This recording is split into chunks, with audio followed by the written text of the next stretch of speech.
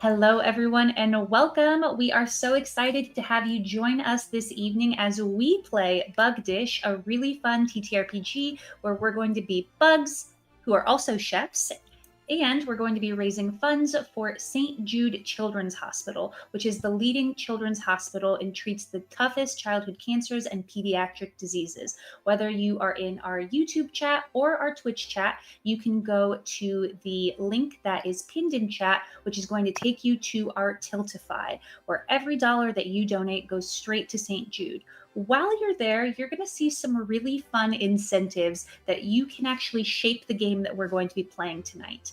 For a donation of $10 or more, you can gift a reroll to anyone on screen. For a donation of $25 or more, you can gift an auto success. For $35 or more, you can gift anyone a calamity roll. Think like a wild magic surge if we were playing Dungeons and Dragons. For $50 or more, you can name the next NPC. We're going to be cooking against some rival chefs, so you could name them like Butthead Boy. I don't know, whatever you want, but we're going to keep it nice and respectful along the veins of Butthead Boy. And then for a donation of $100 or more, you can make everyone on screen, all six of us, roll for Calamity. We do have a matching gift this evening that's being provided by a friend of the channel named Kaya. I just want to say a very big thank you to her, because that means if we raise $250 live in chat tonight, that gets matched and we've actually raised $500. And finally, everyone who donates tonight is going to get entered in to win a free t-shirt from Section Zero Clothing, as well as a physical book of Story Bake that Dan is holding right now. Dan has been working very hard on this beautiful, wonderful book.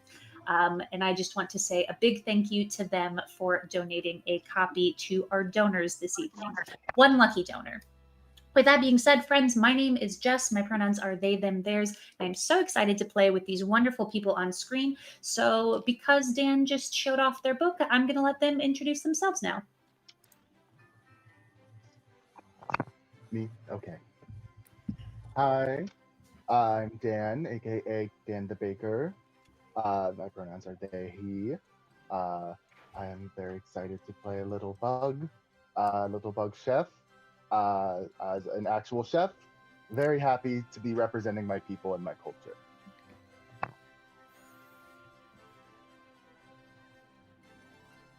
And popcorn. That was fun watching you like basketball. Popcorn VJ. Hi. Actually, I think it's very apropos got sent to me because I also worked on Story Bake. Such a fun little guy. Hi everybody. My name is VJ Harris. My pronouns are they, them, he, him, and something funny.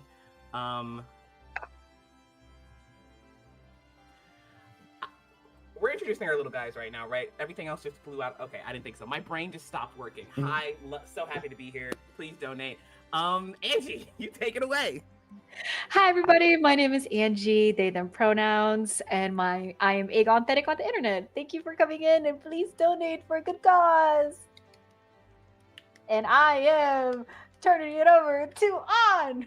Hi, my name is Anwin, and I am the one of the founders of Roll D5, of which is also part of the co-stream here tonight, so we can bring in more of an audience. We can get in more of that charity goodness. So please donate to make our lives chaotic. We would love that. And that's all you need to know about me right now. Are we going to the game right now? I don't know who to give it back to. Probably me. Yeah. All you. I am Ryan, also known as the one true Ryan Khan. I typically use he, him pronouns, but if you want to have some fun with it, go for it. I will be playing the director tonight, the facilitator. I also designed the game, and I'm really excited to share it with all of you people. And I will toss it over to Jess. All right.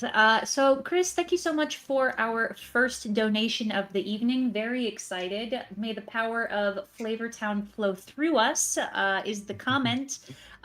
Chris, let us know if Flavortown is the NPC name or if you would like a different name. With that being said, Ryan, I'm throwing things back at you to get this game started.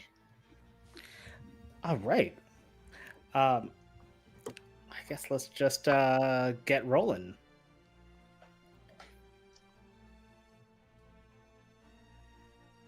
The camera opens on a panoramic view of a tree stump. It's a chestnut tree. Clearly autumn.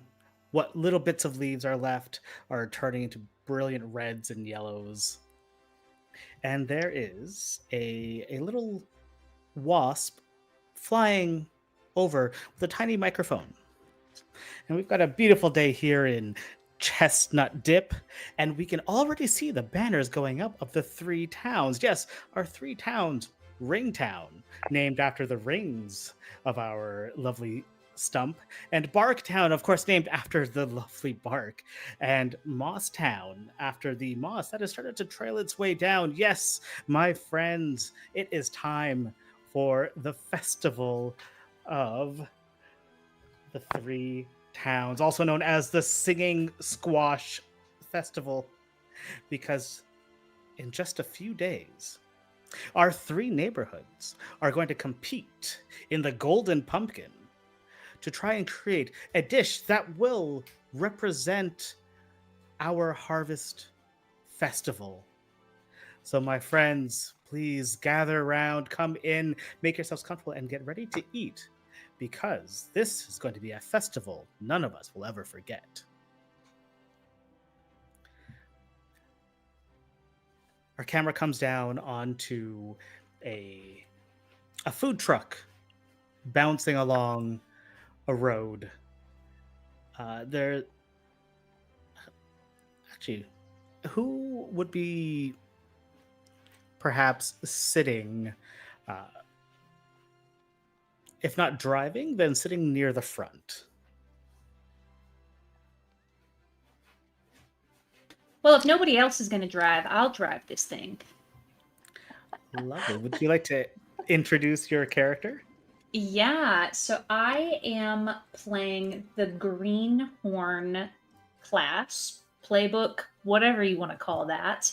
And my character's name is Kachow, and I am just a little lightning bug that's flying all over the place. Sometimes people think that me and my cousin Bug with a big ass are the same, but we're not. I might have a big rump, but that's just where all the light comes, because that's just the way that Jesus intended. Anyway, you can see that I am driving this bus with my 2 little bug hands, 10 and 2. And I'm wearing a nice green dress that really complements the fluorescent light that comes out of my rump. And I think, did I say my name's Kachow? Perfect. Famously. I have a necessary follow-up question. What is Jesus Christ for bug sona in this world? Because as Jesus Christ intended, I must know what that is. I was thinking cheeses at first, but I think we need a bug equivalent, not just the cheese. What's the most pious bug? A Well, praying mantis. you know the bugs that get fungus inside of them that kill them and then reanimate their bodies? Oh yes, The Last of Us. Oh, Cordyceps. I think it's a bug that has a cordyceps. That's better than what I was thinking, because I was like, what's a bug that like cannot die? And I was like, a cockroach. yeah. Hey, I didn't mean to Jesus be so sacrilegious. Don't worry, I'm a Christian. This is fine. I'm an ex-Mormon. I got trauma. Okay, Jewish, I now, can't say anything. now, don't you make me turn this car around, because I will. Well, sorry, I just was having fun. And that's Jester now sitting next to you. Would you like to introduce yourself? Sure. I just went right before it, and I forgot you might have had like a thing that we were supposed to follow. Nope. Just kidding. The Jester's the class, not the name that I named. This is Rosie, who is a very, very fluffy bumblebee, who may or may not be allergic to their own pollen.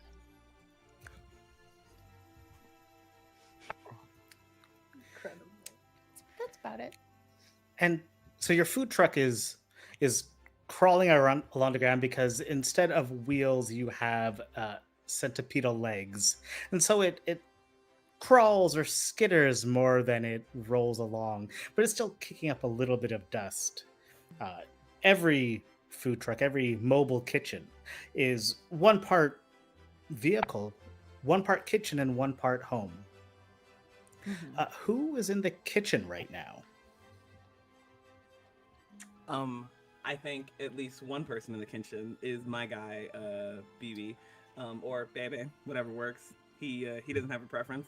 I am the hype bug, and I am a rhinoceros beetle who looks like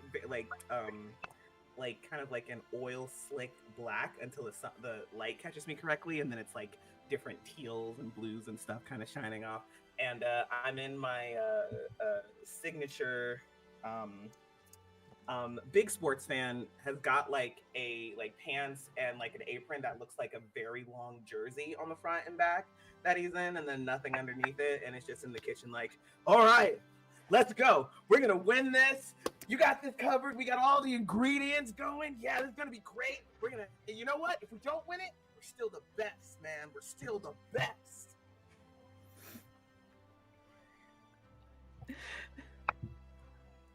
And you know, your kitchen is so well suited to this hype because you actually have an expandable frame, and your mobile kitchen can pop up like a storybook. So it's almost like this vehicle anticipates where you're going to be and whatever kind of gesticulation is going to come next, because things just get out of the way. Of course, this jostles a wall. Who might be sitting in their own room or their own bunk? I think probably at that point, with all this jostling and all this noise coming in, you see Cecil von Marikant step out. They're wearing a very elaborate silk robe with like the fluffy, edges. Very, I just killed my husband, but I won't tell the police about it. And it says, "What is going on out here? I'm trying to get my beauty sleep." Homie, you don't need your beauty sleep. You're already beautiful. We're just getting ready we're getting hyped up here. Let's go. We're gonna win this. Yeah. Cecil, by the way, is also a cicada, which are known to sleep for a very long amount of time. I am beautiful, thank you, because I get my beauty sleep. I guess it's fine. I should get up and start, judging about. They're an innovator. What's beauty sleep? It's what I do to maintain my youthful glow. Is it a specific thing to you, or can anybody learn how to do that? Anyone can learn, but it takes a special kind of bug to master it. Okay. I'll teach you how. Oh, yay! And we have one more chef whose room might have some unique decorating for reasons. Well, it's actually not so much a room as part of the mobile kitchen itself as it is one of our accoutrements, a water tank.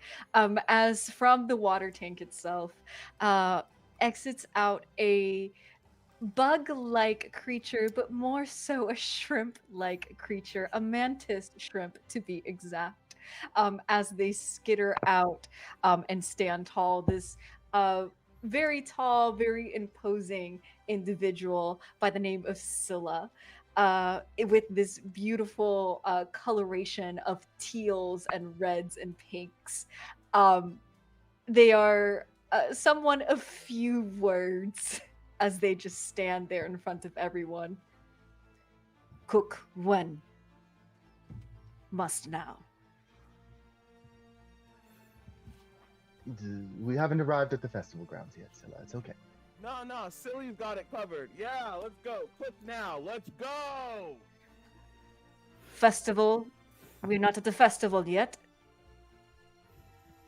I am going back into the water. Right, Patel?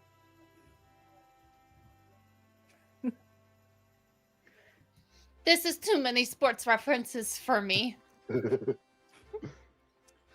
Now, I said that I am driving as fast and as safely as possible. I swear. I will turn this car around. We're almost there, though. Does anyone want to stop for ice cream? That sounds pretty good. Yes! Yes! The camera pans back, and we see this food truck, this mobile kitchen bouncing along as it. The camera pans over to Chestnut Dip again. Chestnut Dip is a town built into a tree stump, and it's known for also its tunnels, tunneled by the termite architects of the town. But as you're pulling into town, you see a unfortunately familiar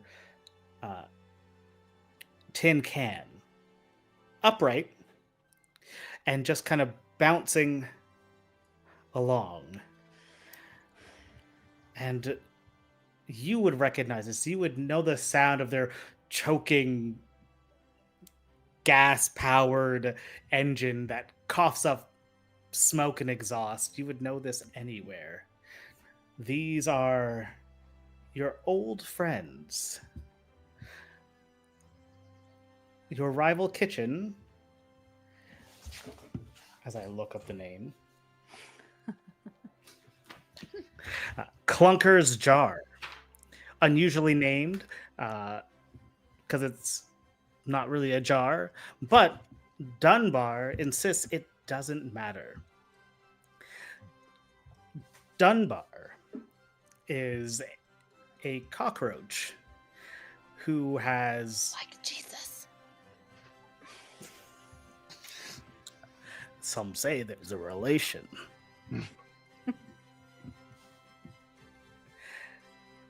Because everything I do is holy, just like this can.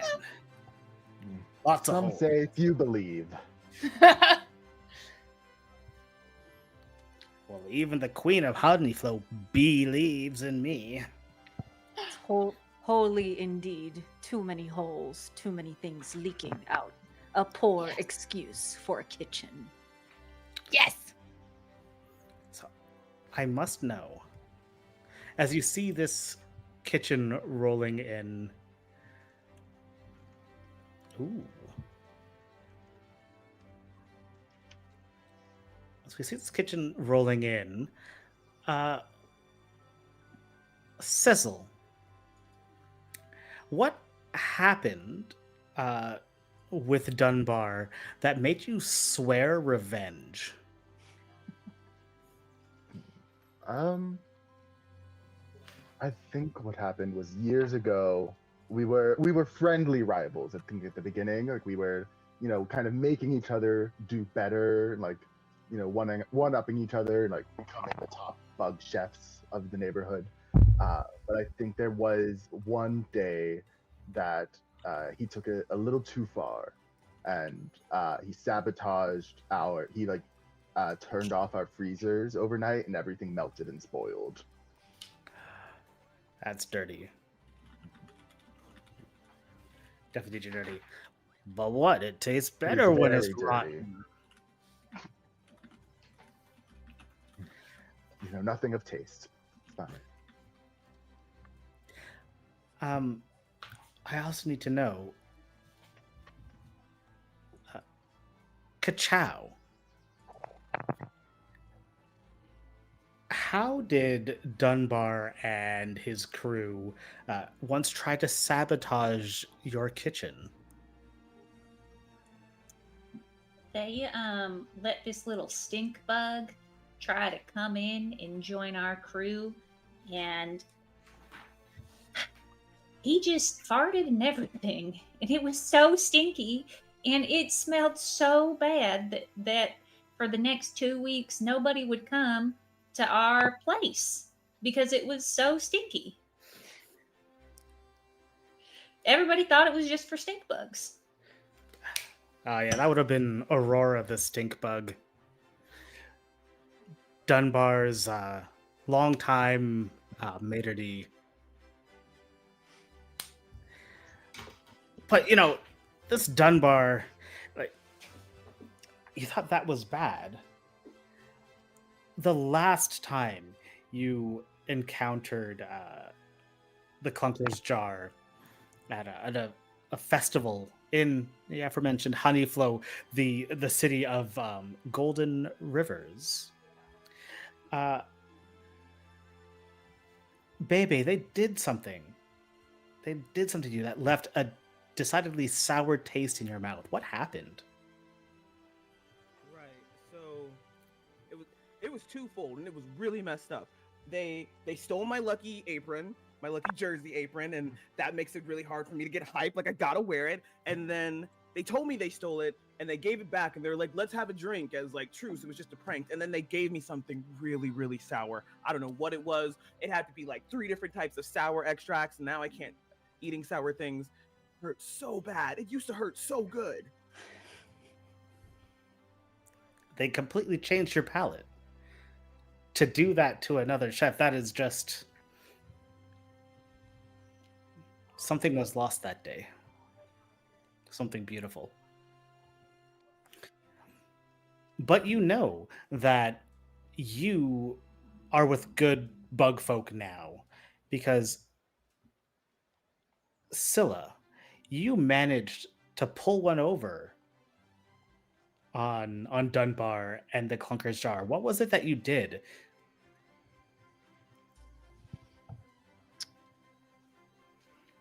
Scylla took the time to put out their pilot lights. Specifically. Just really, really dampen the kitchen up. Just totally just completely ruined their kitchen to the point where the pilot lights would not work. Which moved all of their business over to us. It might have also cost them the Dust Haven Star, which is an award that every kitchen is fighting for at all times. Now, Rosie, you have some history with Dunbar as well. What embarrassing secret does Dunbar know about you?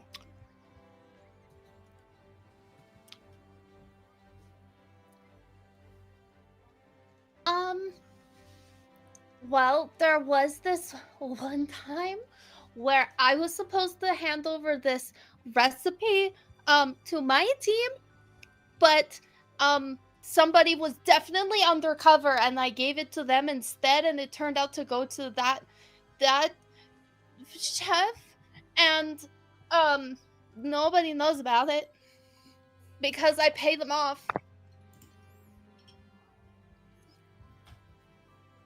See, these Dunbar It's fine. has no sense of decorum or playing fair, as all of you know. I'm in so much debt.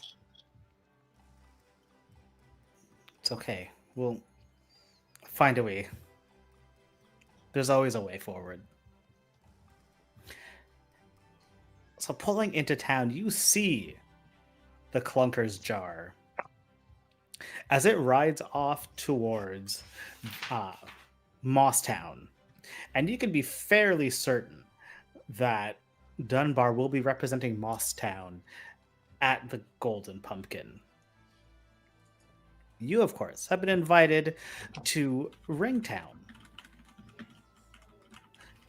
As you come into town, the banners all have a like concentric circles. But it is usually such a lively place. Because the rings represent like different levels, almost like creating an amphitheater going into the dip. And yeah, we've got an incredible calamity roll. Oh. And so this place of bustling activity is unusually quiet, which doesn't bode well for a festival. that's when you hear it. A pounding at the side of your mobile kitchen. Oh, we didn't even get introduced the name of your mobile kitchen. But,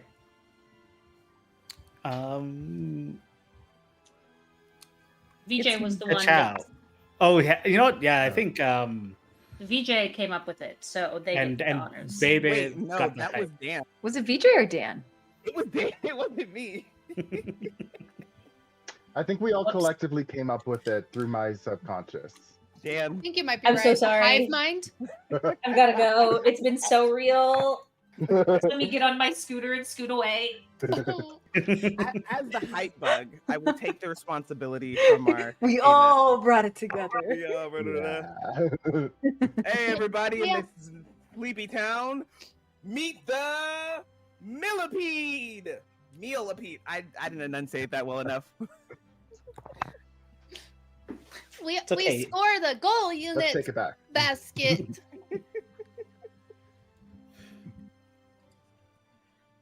So there is a pounding at the side of the millipede. And your old friend, Big J, is there.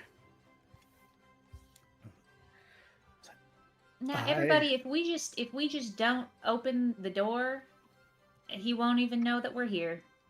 I don't really want to see Big J. What do you guys think? Maybe somebody else can go and talk to him, I guess. Nah, fuck that guy. Yeah.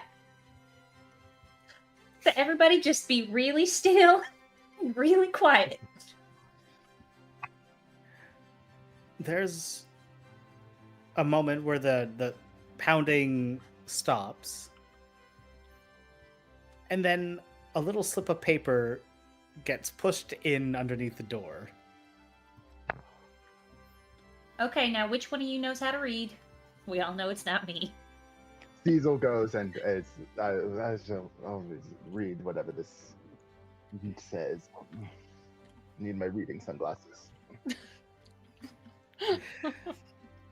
Endler says, I'm so glad you're here to represent us at the Golden Pumpkin.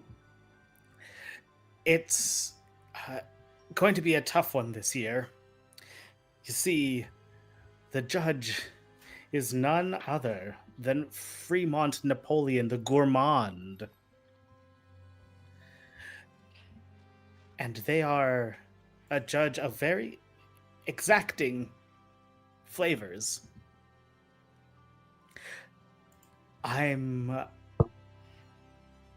not sure if we can create the meal that Fremont wants, but the theme for this year, the theme is Memories of Autumn. I don't even know what that means. But what I do know is that we have to use a top hat squash. Where we get it is up to us. But if our meal doesn't contain a top hat squash, well, we'll have failed the brief. Anyways, please swing by my place whenever you want. Here's the address. Would love to see you. Can't wait to have some tea. Bye. What a Rosa's gonna long note. just like look Look, over your shoulder while like looking at. Well, that really sucks, dude. It seems to also be our problem. We'll probably have to deal with whatever's Oh. going on with the judge. Also, Okay. he's judging all of us. Listen, okay. I know none of us are like assholes like our arch nemesis, but I am an asshole, I was gonna say and I wear that proudly. You're my favorite asshole. mine too. you're our asshole. You're a better asshole than our arch nemesis is, Sai. Thank you. Thank you. Nemesis. I Nemesis. appreciate the group asshole. Now you Yeah, said that's- but. Was there going to be more to that? Were you getting yeah. somewhere? There's more to that, but turnabout's fair play from in every sports book. So what if we went and like stole a squash from our asshole nemesis,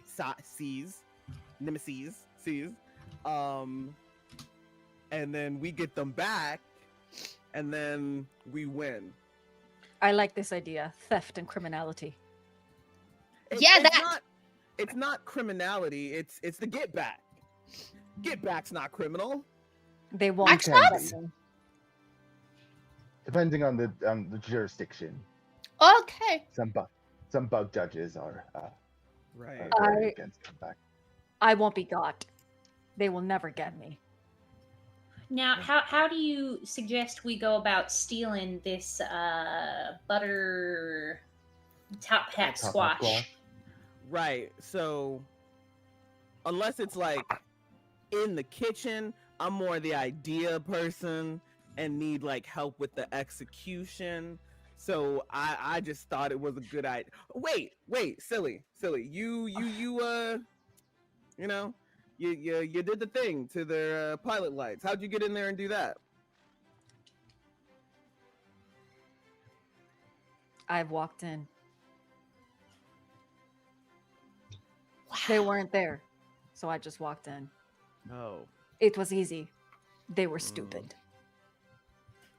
We could cause a distraction. And then Silly can go in there and steal it. and I we get can make back. my butt light up bigger than a Christmas tree. Oh yeah. Nobody can resist this derriere. Yeah, the best derriere in town, in the world. Listen, I don't doubt Cachal's butt light, but who's to say that the clunkered squash isn't going to be gross and rotten like everything else that they We do? should get our own too then. So maybe we should have both and just have theirs and taunt them like, oh.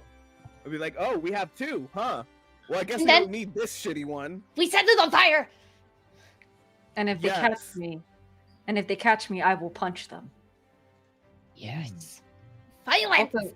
Also, by the way, because mantis shrimp's claws or their punches can accelerate at a rate of comparable to a .22 caliber bullet. So So you're gonna They kill punch so them. fast they boil the water around them. this is a threat.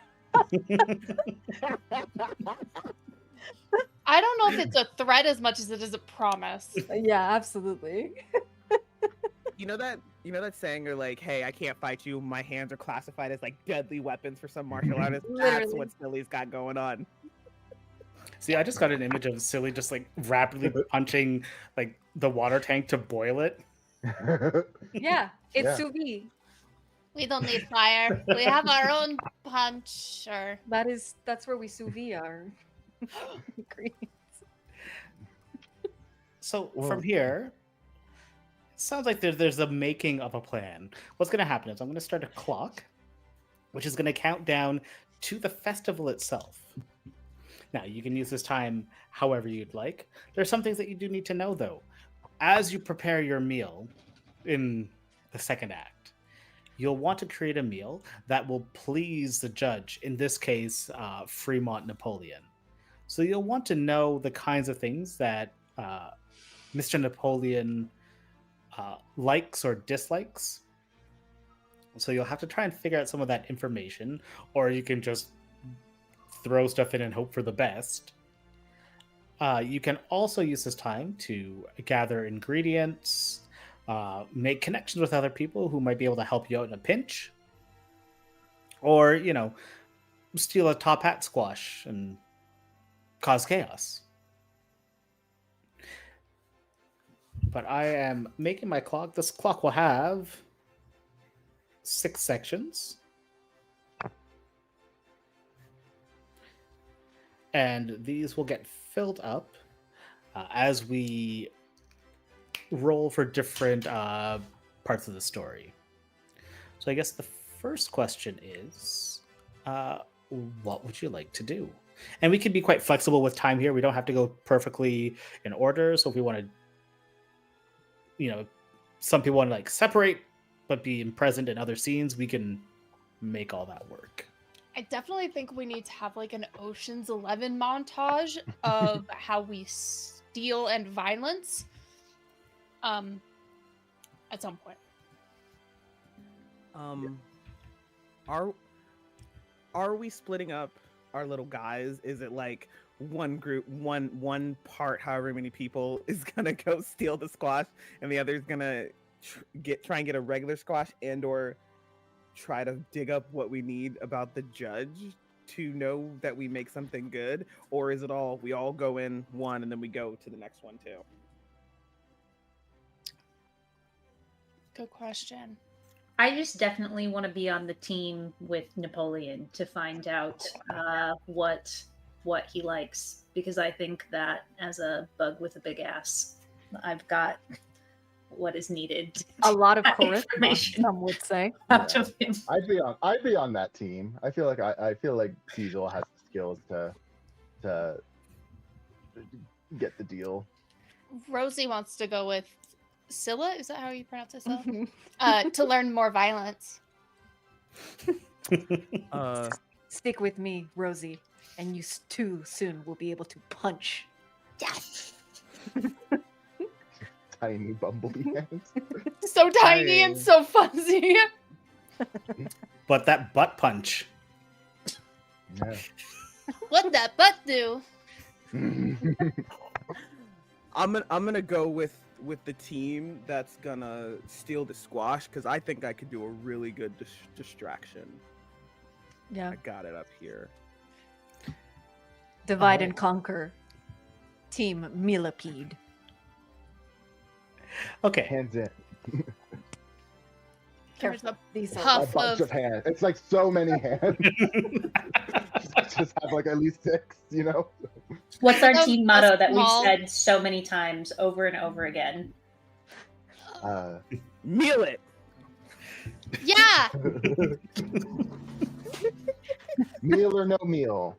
Oh. I was just thinking of millet flour. Yeah.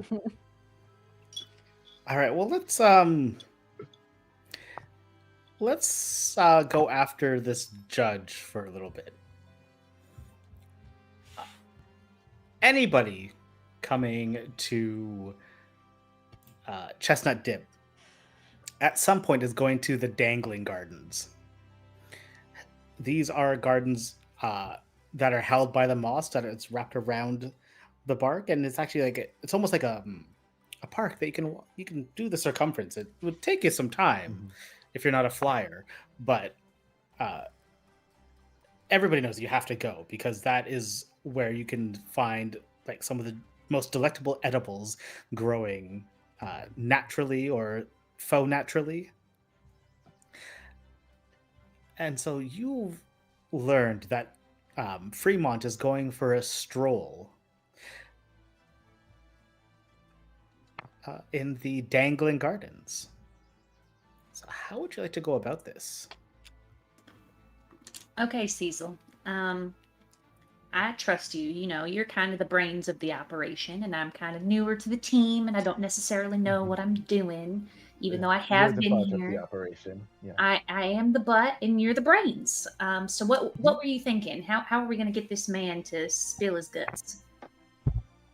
I was going to flirt like I've never flirted before. Ooh, that sounds great. Should we do like a 2-pronged approach? You come up, start flirting. I come up, start flirting, and then we tell him you could have all of this if you give us what we need. Well, I was more thinking if you wanted to kind of be a bit of a backup. I'm very good at, we have our like hand signals. I have an ability called Do the Waggle, in which I'm very good at communicating through dance.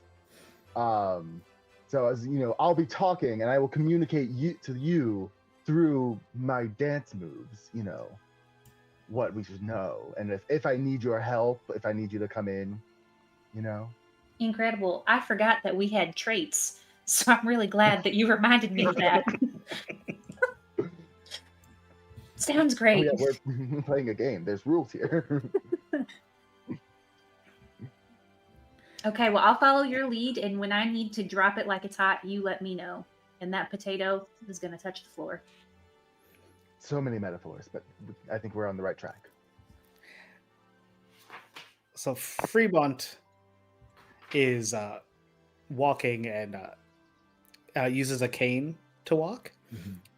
It cuts quite the image though, because they are a centipede, and so they're like just kind of like just like a staccato song playing as all these like canes hit the ground at different times, and she's taken kind of the shape of an S, and you can see them reach out and grab a fruit and kind of smell it and give it a little peck, and you can see there's calculating thoughts going on. As he's doing this, I approach him and I say, "Oh, don't you know the higher the fruit, the better the taste?" And I reach to like a higher little bit and pluck a fruit down and hand it to him. Oh my! Somebody who knows their food. Thank you. Cecil. Cecil. Yeah, Cecil Balmericat. Pleasure to make your acquaintance. We've never actually. I know of you, Judge Fremont, of course. Your reputation precedes you. We've met in passing, at several gourmand events, several wine tastings, several sap tastings.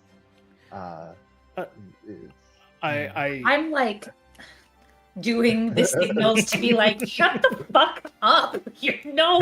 Don't tell him this kind of stuff. I'm sorry. I must not have been at my best. You just seem so gallant reaching that fruit. Keep going. Yeah, this is working. It's my pleasure to help out a fellow super taster, someone who appreciates the finer refinery.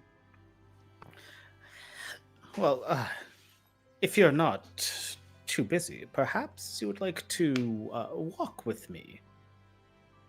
It would be my pleasure. I make like a signal of like, follow, not too close.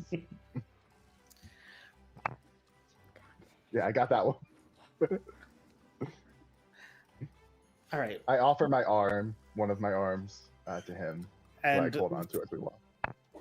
3 of them grasp back. We're going to treat this 3%, as a simple task. So in this simple task, Ryan, I feel like because one of our first rolls is going to be happening, and the donor who gave us a calamity roll did not tell us what the who the calamity roll was for. Maybe it goes to Dan. I think so. So let's. Okay. So we have a D8 table.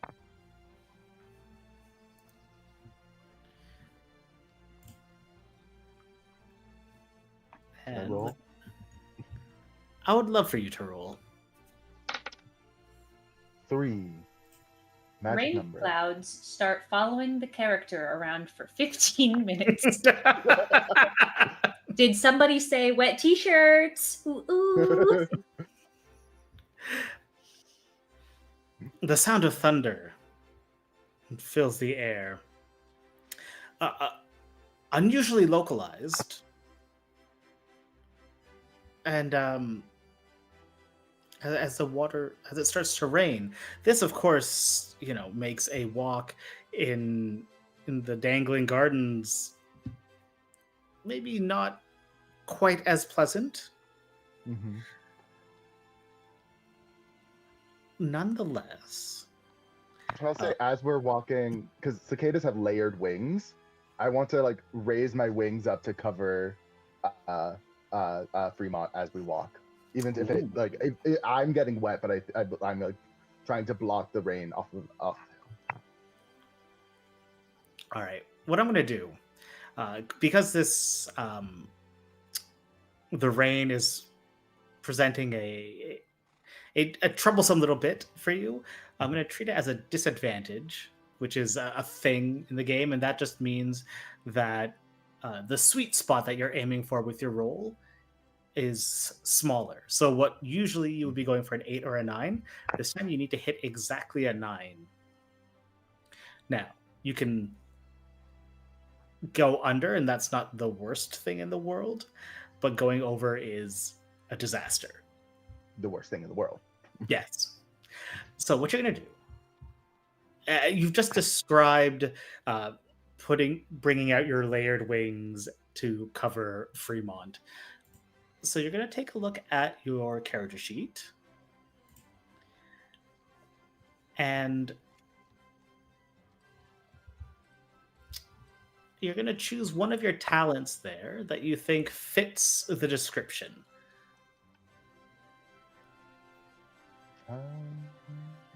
I mean, it feels like balance, striking fair deals, Yeah. remaining So- calm. You're going to roll your d10. Now, if you don't get 9 on this roll, that's fine, because you will be able to keep rolling if you want to. Mhm. But go ahead and give it a roll.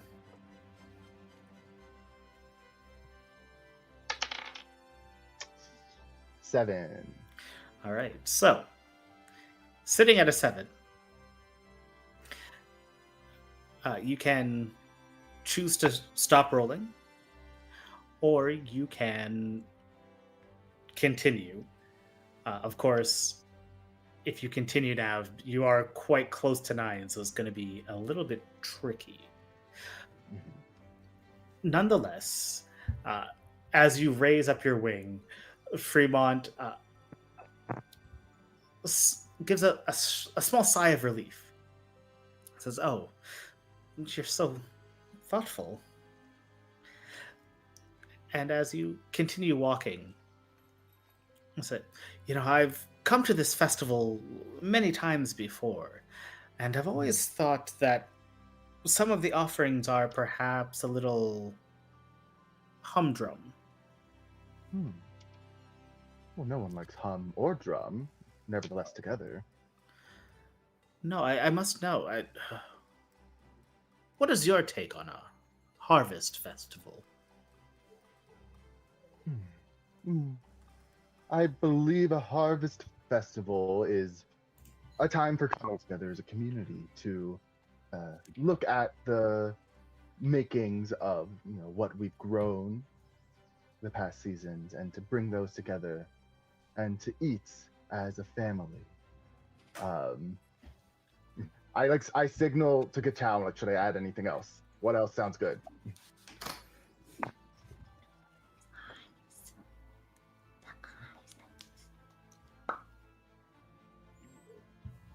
You know what that My means. mind, in this rain with the light, your eyes look gorgeous. They really. If, if I could blush.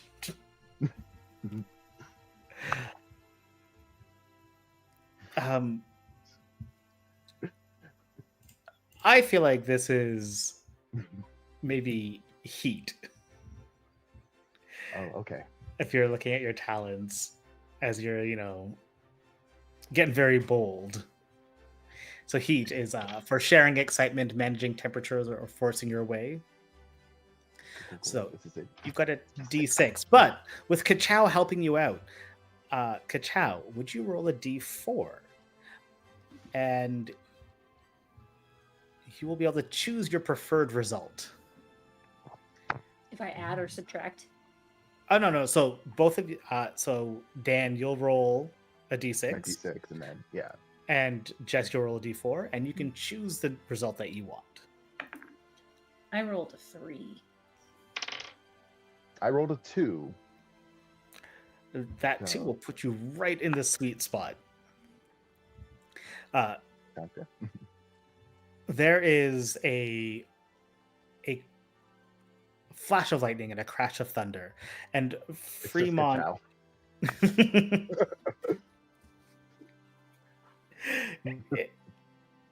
In just loses himself for a second and actually like kind of wraps himself around you, Oh.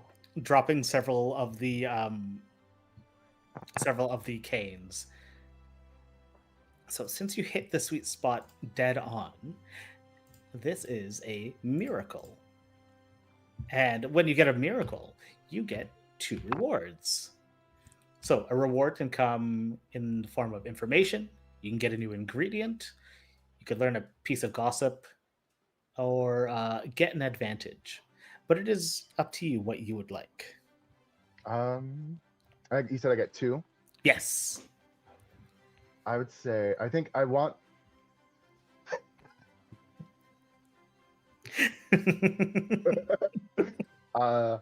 I want some information. I think that comes in the form of me saying that's what a harvest festival means to me, of course. But what to you does a harvest festival mean? What flavors come to mind? For that autumnal season. Perhaps if you give me your phone number, we could talk about it more afterwards. But that's another story. Well, when I think of an autumn festival, the harvest, I see it as a time to maybe try something a little bit different. Something familiar, but a new take on it. You want to please the people, the bug folk that you are eating with, but at the same time, you want to give them a little surprise. I love novelty. I love a fresh take on a traditional idea. And the best part is, you have a captive audience. If they don't like it, they can't go anywhere. That's so true. Oh, but they always like it, don't they? Oh, of course. Well, if they didn't, they wouldn't be my friend.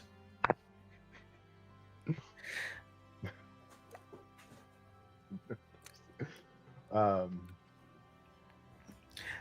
could you tell me what was the other things I could get? Okay, so you can get another piece of information, or you can get an advantage, a new ingredient, or a piece of gossip.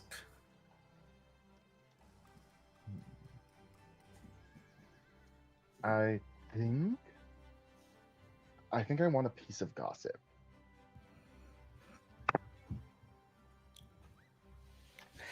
Well. Okay, you know that this means ask him about his ex. What was his ex like? So you know not to be like that. So I like the most complicated, interpretive dance where, it's like, yes. We are very, very good friends, me and Cecil. We've practiced this many a time before. I am a good wing woman for Cecil. It is funny because fireflies are the bugs that do communicate through dance. So it's true. Yeah. I'm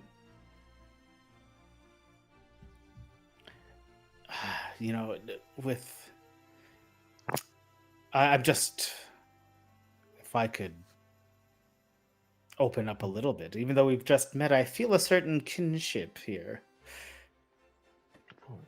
My butt is flashing. I am just so excited for Cecil standing in the corner. This is the Little Mermaid, and this is Kiss the Girl, and you are Sebastian.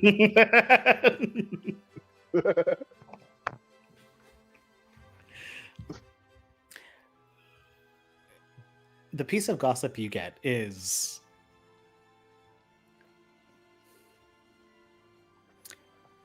eat the rich. And you can write that down on your character sheet. Later on in the game, you can use that phrase to make something true in the world. So you'll make that bit of gossip into reality. It's like, well, I heard that if you go to the bar and tell them that you'd like to eat the rich, something. So that's something to keep in your back pocket. That is something that can just tweak the world in fun little ways. But as we have this romantic moment, we have a crew who's putting a plan into action. So Also, I what will does... say my boyfriend is watching, and he can tell you this is how I flirt in real life. So. And So- this is so- actually how I hype up my friends when they're flirting in real life. I'm upset that I'm not gonna be able to see it at PAX Next year. next year. People flirt in front of Jess, please. Thank you. So when you punch like this, do you just like to do a big momentum and then full forward, or you do like the sit still, but then you just like jab? It's a jab. It's fast. You can't think. You just have to do. So you go hard and you go fast. Hard and fast, yes. Okay. Got you. BB is just preparing and listening to these two out of just there's a corner of the eye look.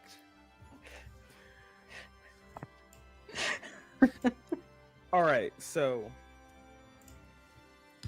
I'm gonna talk shit. Oh. I'm gonna be loud and talk shit, and it's gonna be very theatrical, and hopefully that's gonna get them to come out. And if it's not, I got a plan B. Well, I did hear that the guard at the door is a dung beetle. So talking shit is a great idea. Did you say dung beetle? Yeah. Side note: are all beetles technically related to each other? Like on a, you know, Yeah, BJ? Are all beetles related to each other? I mean, All beetles look alike to you? All beetles look alike. related, not like, do all beetles fall under the scientific name for beetle, and you just have all those different branches of beetles? Or They're in the same genus. cool. It's like, did you say a dung beetle? All right, okay. Do you know this dung beetle's name? Nope. All right, I got it covered either way. All right, I'm gonna cause a distraction. Y'all get in there, do what you gotta do, and then make the sound that a 1965 millipede engine makes to let me know you. Vroom vroom. It's a That's little more exactly this vroom, like that. Yeah, You do Silly's that got it better closer. than me. Nope, that doesn't work either. I can't go lower. Doesn't really good. Yeah, it's about as low as it can go. You have That's to. fair. You have to feel it deep within, Rosie. It's in there. In the pit of your tiny body. It's in there. I'm Feel the just going to rage. give you guys the advantage. The sound of a 1965 millipede.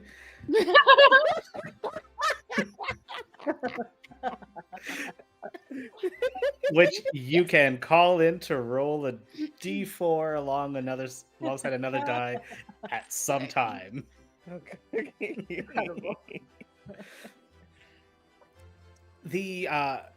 The Clunker's Jar has set up in Moss Town, which is kind of where the moss touches the bark. So the dangling gardens are below. And you can see Dunbar just like smoking a cigarette, sitting outside, looking around, sunglasses on, just yeah, we got this one. We've got this one. Not even worried. Okay, so just so I am for my memory, me the human guy BJ, Dunbar is a part of our nemesis group. Yes. Like, isn't just like we're gonna. Okay, cool. Dunbar is the head chef of the Clunker's Jar, Yeah. and the we don't like that. mastermind, if you want to go that far, Mhm. behind all these acts of just assholishness, cloaca-ness. We're birds now?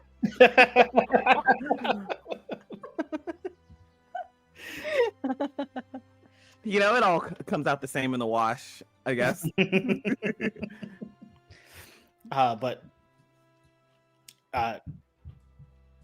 So there's a lot of people around. So you are contending against crowds, and I mean, people know the Clunker's Jar, so people are like are paying attention. You do have Frankie, the dung beetle, kind of keeping the rabble at bay. No, you gotta give him his space. You gotta give him his space. And in the distance, there is just a single rain cloud.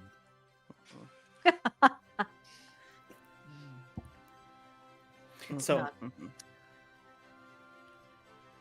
not to worry.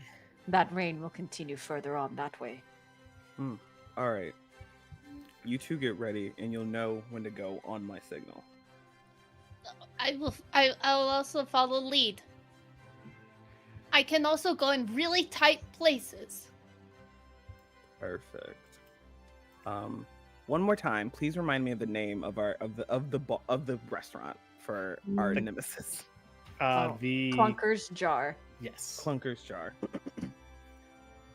So, BB waits for his companions to get into an advantageous spot. It's just kind of behind a building, and then comes out, sing in an operatic tone. Clanker's Jar, I challenge you. You're going to lose because you're full of shit. This was not the distraction I thought we would. I didn't think so either. Frankie looks real was like there's this look of like, and then that gets that last line. It's like,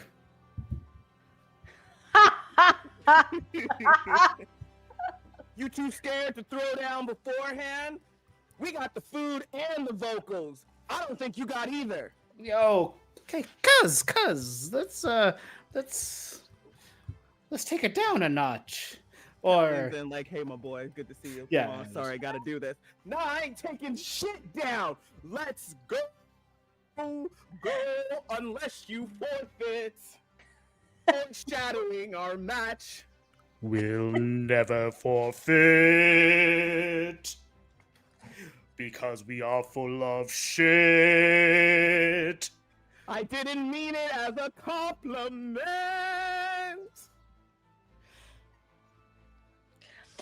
You are officially engaged in like a singing showdown. Like an acapella contest. Yeah. Because we're doing this as a heist, I'm gonna do something that I don't know if this is a thing that the game does, but we're doing it. It's your game. Yeah. It does it now. That's what you wanted to do. Instead of a simple task, we're gonna treat this as a complex task so we can get that Ocean's 11 vibe. Okay, I'm gonna so have some Ocean's 11 ambiance for myself. Play the jazz music. I love that series so much. I mean, a fun, playful heist is a good time. What we're gonna do here, because we have 3 chefs directly involved, we're gonna have a sweet spot of 21 to 23. Oh. Each roll of the die will represent one action in this montage as we, have the 2 things happening at the same time on screen, and then shifting focus, and we can still have little moments where Ka-Chow and Cecil are doing their thing. But let's get this show on the road as Frankie and oh my god, tell me your bug's name again. BB. Baby. All right, baby, show me what you got. Okay, what am I rolling? Um, Okay, I pick one of my talents. yes. Okay.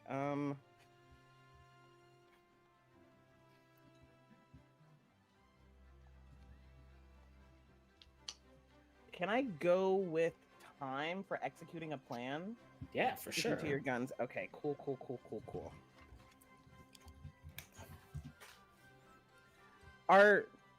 So I have a D8 in that. I'm gonna wait. Yes, I have a D8 in that. I'm gonna roll my D8. All of the other homies that are also involved in this are gonna roll at some point in this as well, but I'm starting it off. Or Yeah. Yes, we're gonna go sequentially. This is the first part as you're aiming for that 21 to 23. So I'll keep a running total. Cool. If it's me, so I'm gonna be real. I'm getting a little dirty below the belt because that is my cousin and I know some things, but not like on a scale of 1 to 10. If 1 is like baby stuff and 10 is like you're starting a blood feud. I'm doing like a 5 or 6 on this, so nothing too crazy. But there's something that's gonna come up at the next family reunion. You can be like, oh, Oh, man. 100%, 100%. Yeah. When the cousins go out, Grandma pulls you aside. Listen here, son. Exactly. Like, Tell me exactly what you two have been up to. I heard some rumors on the street. Granny, I didn't do anything. I didn't do nothing. That's a 3.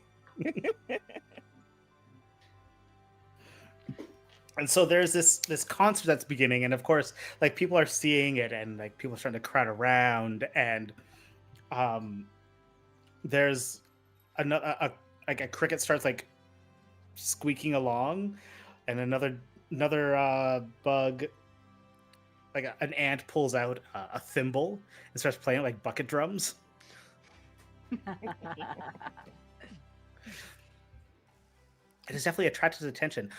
What's going on with our other two?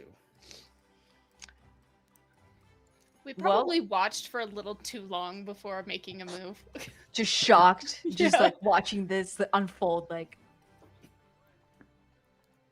we have to get in there. Let's go. And Oh, then okay. immediately turns to get through the back door.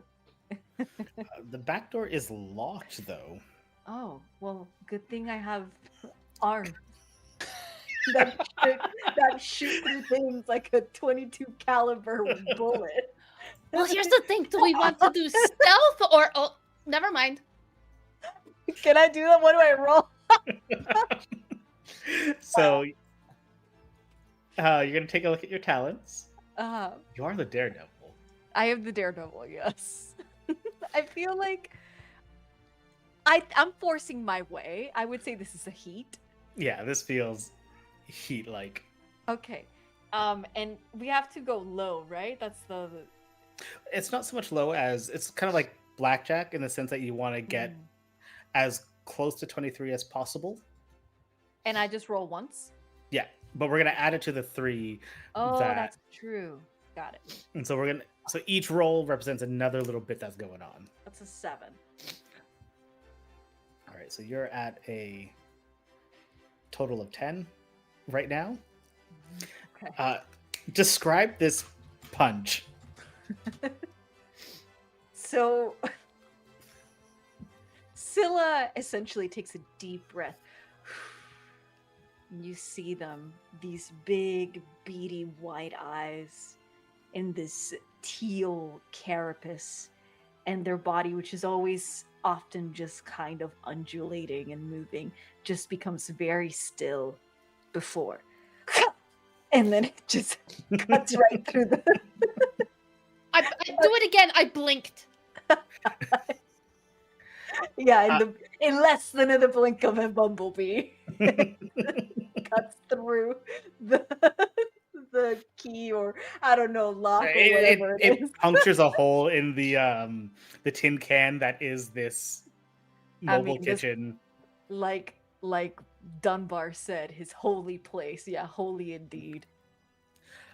And the door swings open, like almost coming off of its hinges. Rosie, there is an absolutely atrocious smell coming from inside. What do you do about this? Because you're gonna need to go in there. I would like to take bandanas that are definitely in my little bee pockets and wrap them around my face and Scylla's face. Just All ties right. it up. Ties it up like a karate headband. Oh, that was supposed to be for. You know what? That's fine. I would say that this feels a bit like balance because you're keeping calm. Well, 1d10. 6. All right, you are at a total of 16. Inside the kitchen, the lights are dimmed, and you're able to walk in without worrying about the smell. And you see a shocked Aurora the stink bug. I don't think you're supposed to punch doors. How do you know that? I've used doors before. Clearly not very well. But you just turn the handle or push. You just push really hard and in one spot. No need. Imagine if that was your face. My friend here will fuck you up. I suggest you walk out of here and don't tell anybody, or the same will happen to you. Can't believe I'm threatening people. I'm threatening bugs. I will say this is a first. Can't tell if that's a good or bad Did thing. you ever imagine that someone would resort to violence in your single bug game? Oh, I love this. I'm great with this. I'm sorry. No.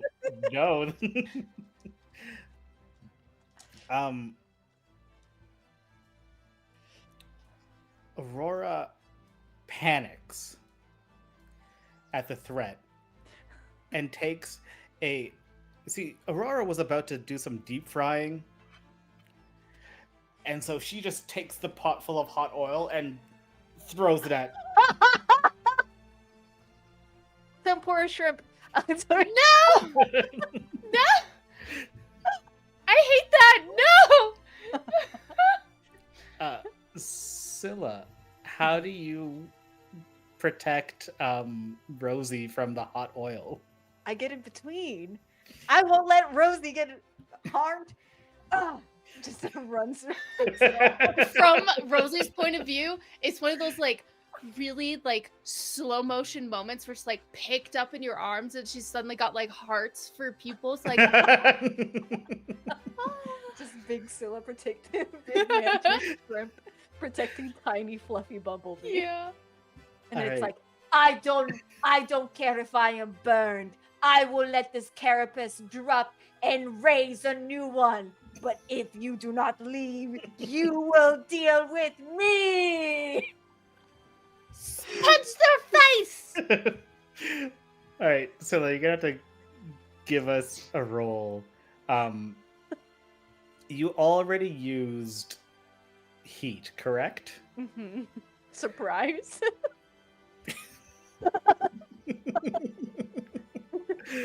Yeah, I feel like surprise is reasonable. This crazy bitch just took a pot of oil to the face. Yeah! Okay. You can also roll a d4 alongside that because you're armored, I believe. Do you want to me? Yeah, I think one of your Oh. traits is armored. Oh, you're so right. It is armored. That's true. I did take that, huh? And you can ignore anything that might burn, scald, or splash you. Exactly. No Okay. fried That shrimp is a tonight. true friend because this wild motherfucker was like, no, not my bumblebee. Let it burn me. And Yeah. then remembered that And they'd then- returned. and then That's Angie- nuts. And then Angie forgot that they were armored. It's literally right in front of me. Okay, so I did roll a 4 on the D6. On the D4, it's a 2, so total 6 together. So you choose which one you would like. Oh, okay. You're at a 16. You're aiming for 21 to 20. 23. 21 to 23. Okay, so 16 plus 4, that would be 20. And then do we have any additional rolls after that? You guys roll until you choose to stop, Really? Okay. or you go bust and roll too high. I'm gonna go with the 4. All right, so that puts you at 20. So you need a 1, 2, or 3 in order to get into the sweet spot. And if you get a 23 exactly, it'll be a miracle. Okay. All right, guys. Don't roll higher than a 3.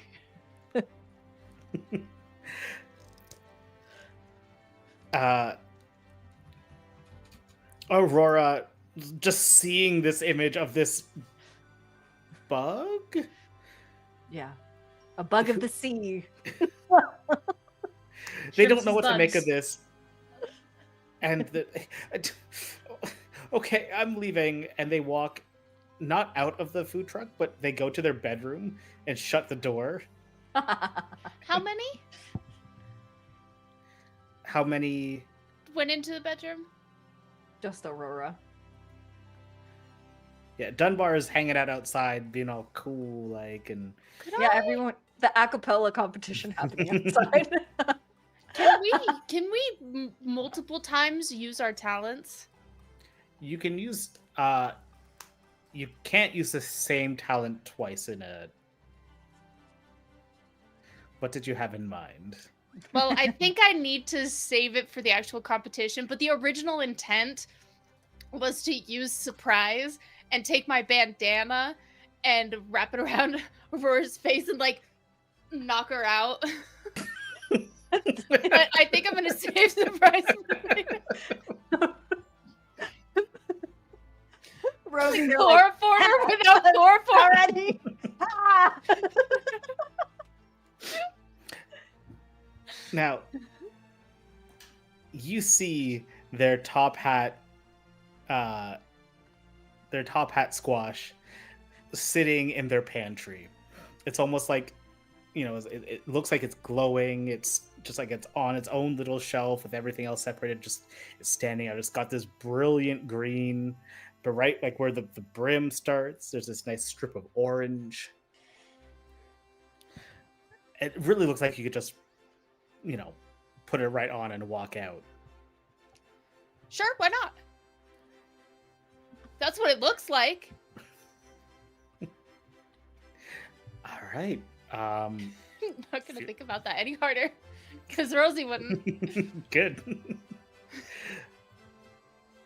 All right. What talent do you think this is? And to be clear, you can't use the same talent twice in the same task. So for the actual competition, Ooh. you could. So I just can't chloroform somebody twice. Okay, I get that. Twice in the same scene. You could. Okay, you that know. makes sense. This I think would probably maybe take time for like being speedy. Yeah.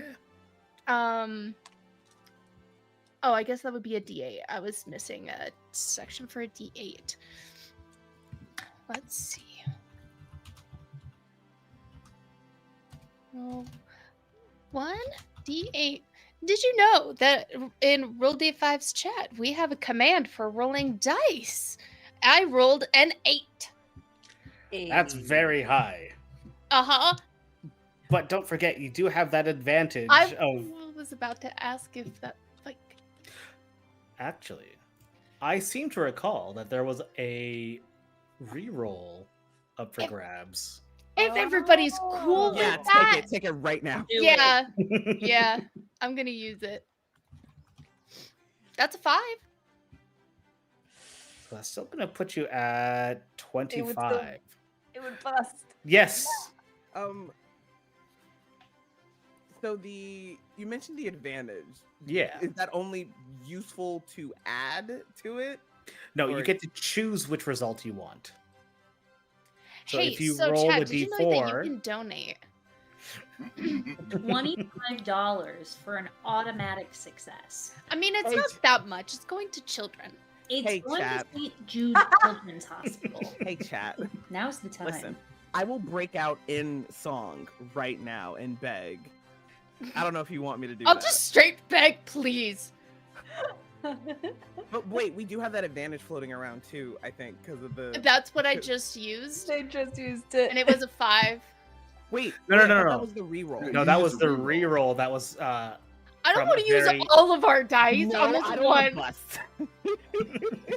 So that Unfortunately, reroll was gang, from a we kind only donation.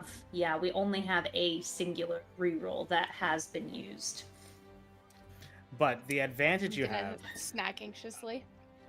is lets you roll a d4, and you can choose the result from the d4 or the 5 that And the- was already. Oh, rolled. so I And could the have rolled a D4 D4. Yes, the D4 is a little bit closer to what we need. Yeah, yeah. Let Yes.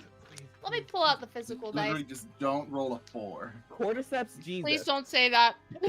You have a 75% chance to Our do Lord it. Now, Fungus but you saved. also have to explain how this advantage comes into what's going on screen. Remember, your advantage was the sound of a 1965 millipede engine.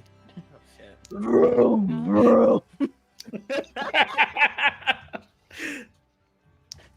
I'm just gonna go have you all seen the critically acclaimed X-Men Days of Future Past? where Critically acclaimed.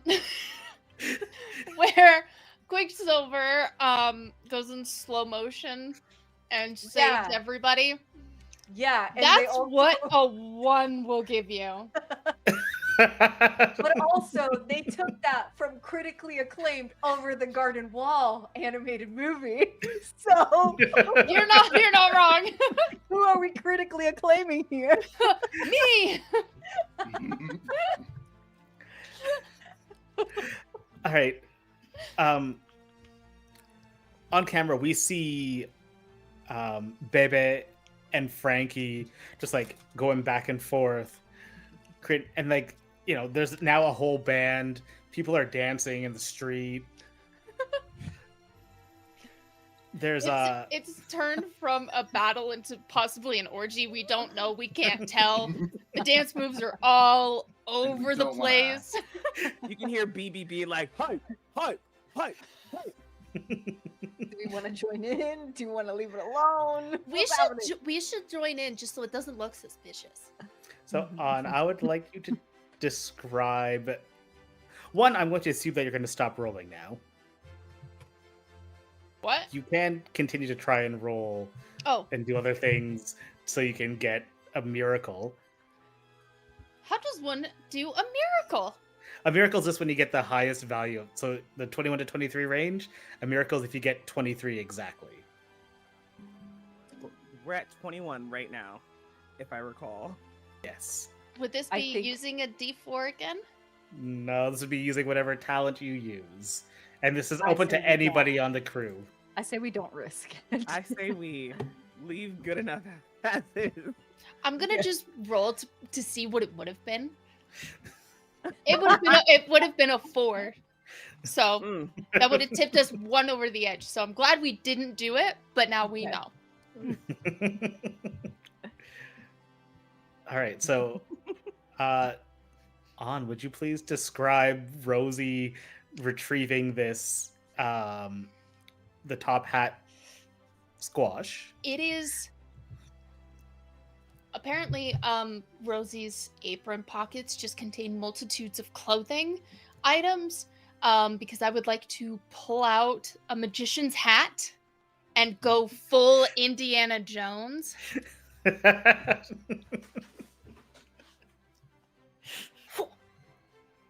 In that beautiful slow motion that we spoke of earlier. And as we see this, there's like, the shot of you like measuring it out. What's going on out front in the now party? Then it's over to you, VJ. Right. So not an orgy. That's not happening. Have a family. Exactly. This is Game of Thrones. So here's the thing. The like beef off was happening. Or I guess in Fred's case, the dung off a little bit. Oh god. It was happening, but like that's my cousin. It's hanging with the wrong crowd, but I love the homie, and so it went from beefing to then we were just properly going back and forth in a very loving manner. Is So now grandma it's sitting back there like, those are my boys? and now it's just like a impromptu like street dance party at this point. And what's going on with Scylla? And so we get another shot of Rosie like, Are you proud of me? getting ready.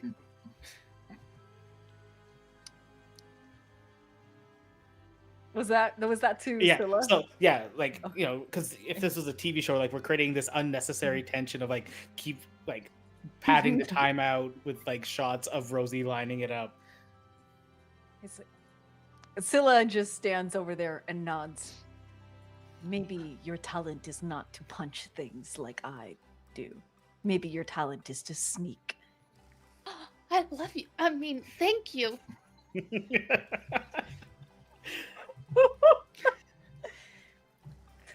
It's okay, Rosie. I love you too. Walk out. Rosie starts crying. On the other side of the field, I just start like, go for it, kiss, kiss, kiss, kiss, kiss.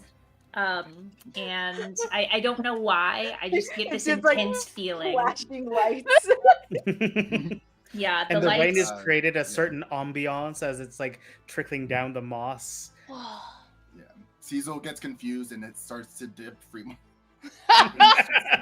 It's like full slow motion, and they lean in and then zoom out from this. I remind everyone, a cicada dips a centipede while a rain cloud is still over them. That's so romantic. And how did the three of you make your exit? Give us like one sentence each. Let's start with Scylla. How do you make your exit? What do we see on camera? I think Scylla holds the door open for Rosie to come out, and then as the both of them are like running out and kind of bobbing and weaving a little bit through like the area to make sure that they're not in sight, Scylla will make eye contact with BB and says, as they just continue running.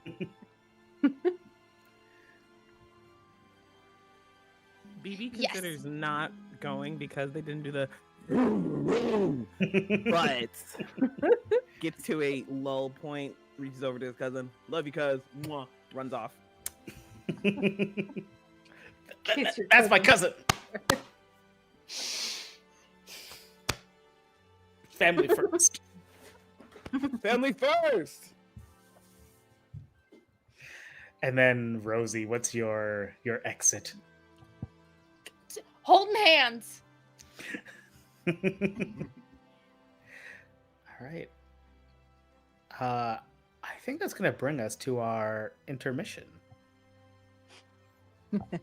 Fabulous. Well, my friends, we are going to take a quick 10-minute break. We're going to drink some water, eat some food. We're going to de-shrimp ourselves. While we're doing all of these things, you should be doing all of these things, but not before you go to our Tiltify, where you can see all the ways you can impact our game. Maybe donate $25 so we can have an auto success, because we desperately need them in some cases. But no matter what, you will be supporting St. Jude Children's Hospital. So again, we will be back in 10 short minutes. Bye-bye. I will actually keep shrimping. And we'll keep shrimping. Not me, though.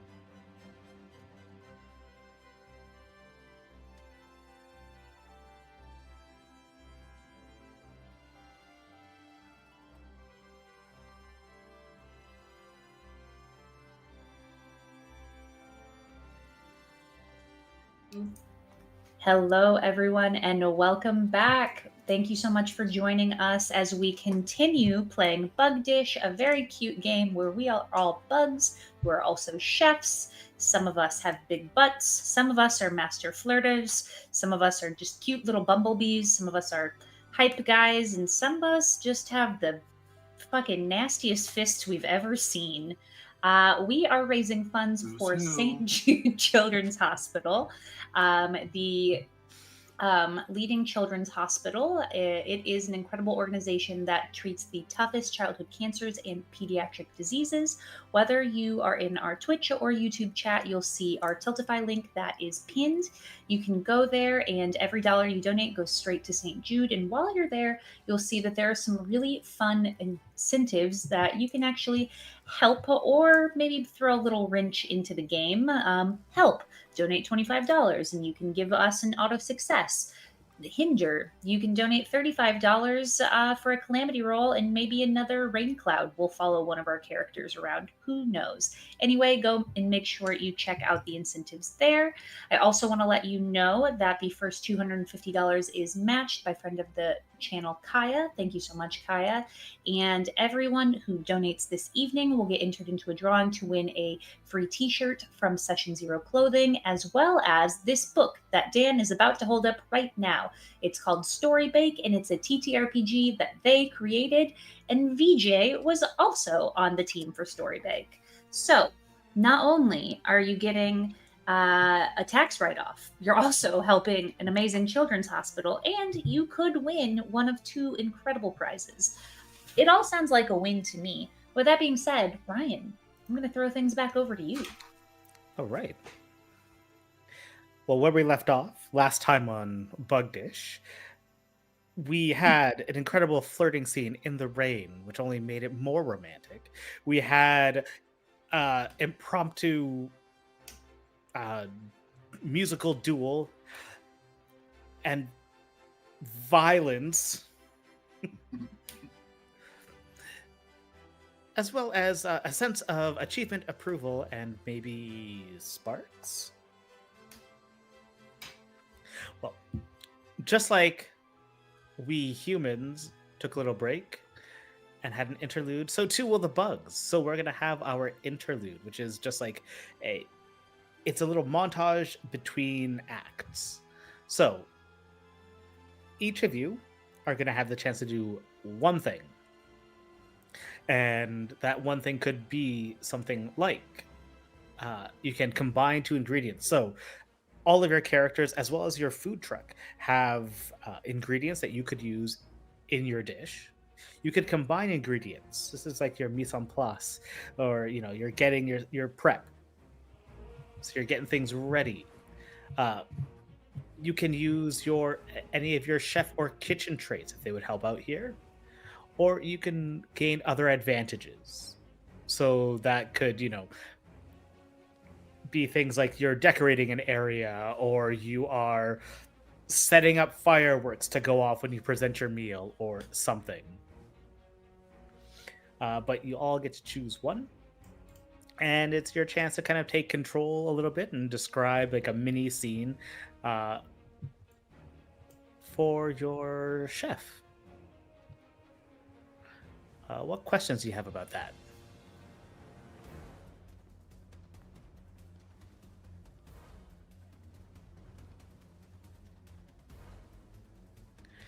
I don't know.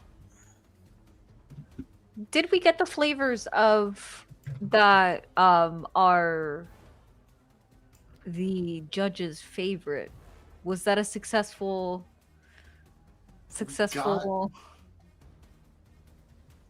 Yeah, we got that he wants something like a little different.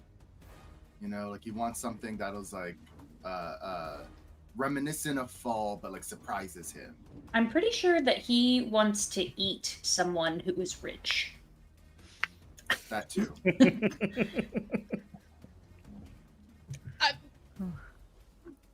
I don't think you're wrong. I in fact think you're correct. Like, And now we have to do a murder.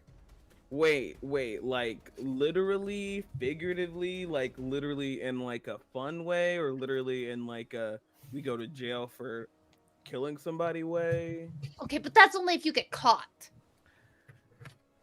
Well, we're Right. feeding it to a judge in a public manner. So I we think that won't would get be- caught.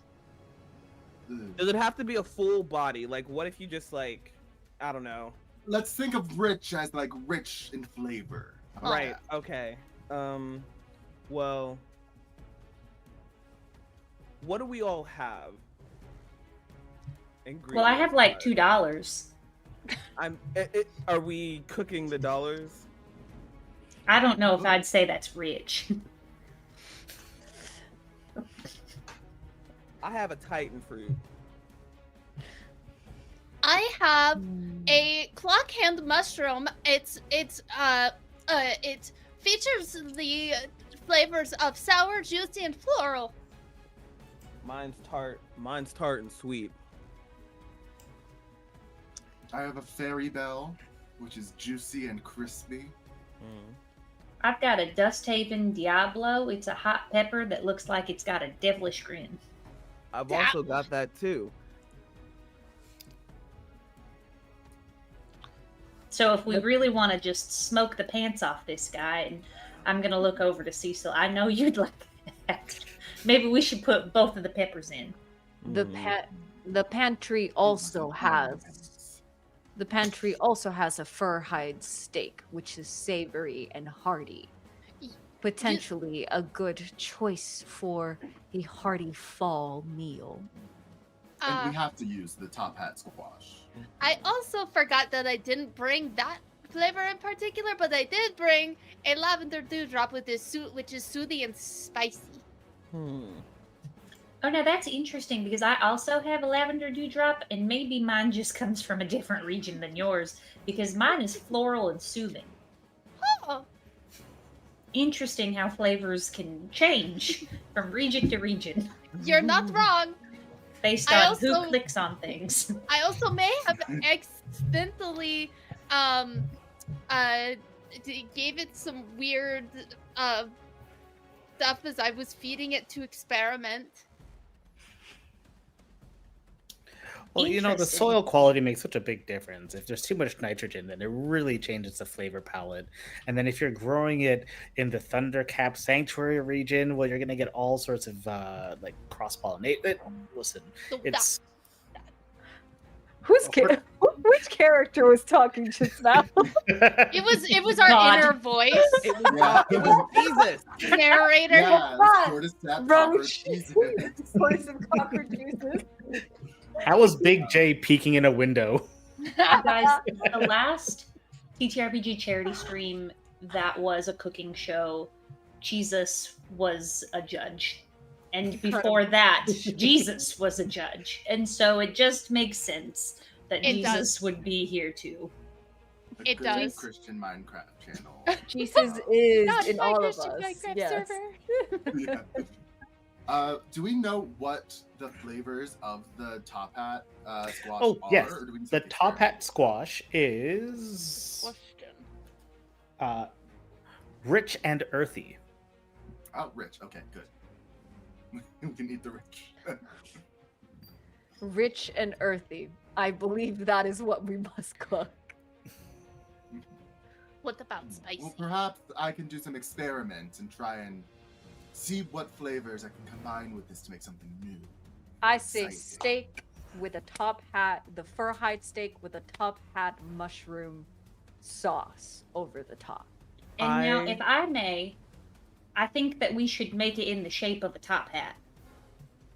Because rich people like to wear top hats as well.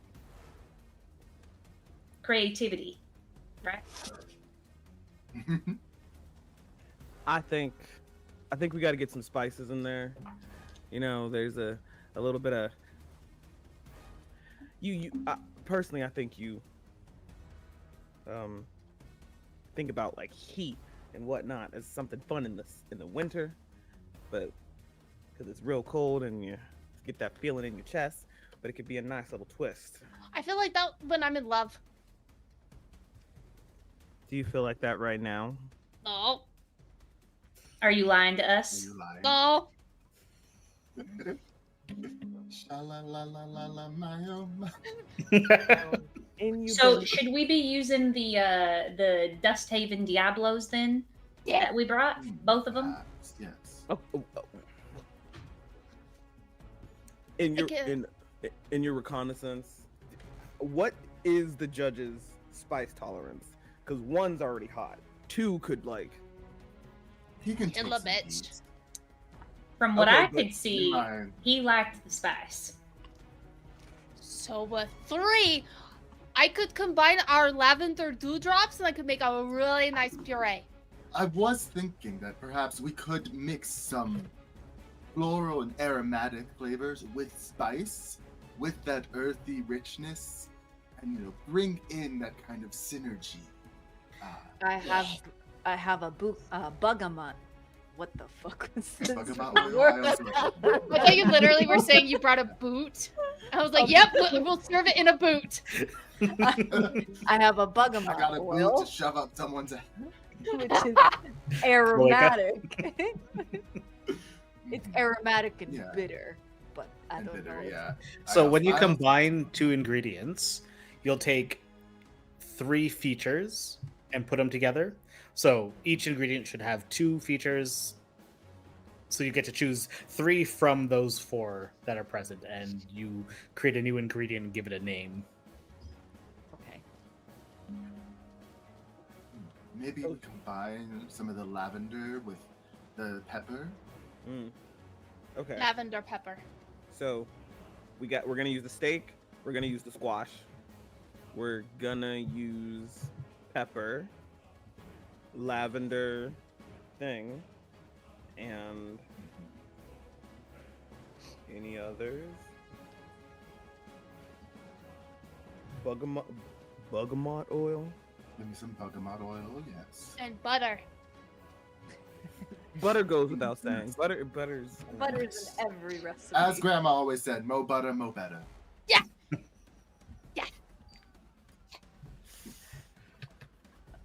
But that sounds So- good to me. Do we want to serve it with a drink? Ooh. Perhaps something to quell the spiciness. Something rich. I didn't bring any quails, but we could find something similar. I think chocolate milk would go really well. Just get a nice helping of chocolate in there to help with the richness, and then because of the spice, it would help. That would taste so good with the floral undertones. I have a question that you may just have to come up with an answer at the top of your head. What was the fruit that we picked off the tree that I gave to the judge? That fruit was...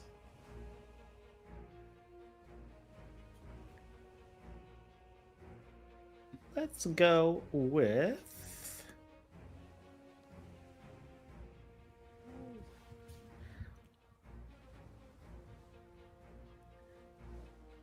a singing berry. Perhaps we could make a beverage using the juice of a singing berry. Does it actually sing? No, but Bebe can. If you use it right. So Baby, baby, can you make the berry sing? I think Bebe picks up a fruit and puts it in front of their mouth. Figaro, Figaro, Figaro. Incredible. So right now, because we're in the interlude, you're gonna choose one thing that you're gonna do. There'll be a bit more time to plan out your meal afterwards. But if you so for example,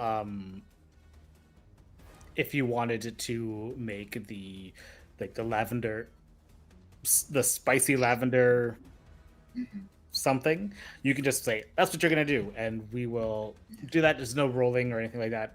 You just take care of it, and you can put the flavors together. You can also use this time to get other little bits of information as well. I do think Cecil is going to be doing the experiments in the kitchen and is mixing together things, and he has a special item, or they have a special item called a Flip Master Spatula, which can swap flavors of things, and like swap features of an ingredient. So I think they're using that a little bit to play around with things also, just to like get it right. It's like, oh, what if it's more earthy? What if it's more sweet? Like things like that. Mm-hmm. So, what two ingredients are you gonna combine? The Just Haven Diablo and Lavender Dewdrop. And who has the lavender dewdrop again? We have one in the mobile kitchen also. Oh, okay, yeah. So yeah, you can use that for sure. And so you can choose from soothing, spicy, and... Or is it the dewdrop? Is it spicy or is it floral? Oh, it should be floral.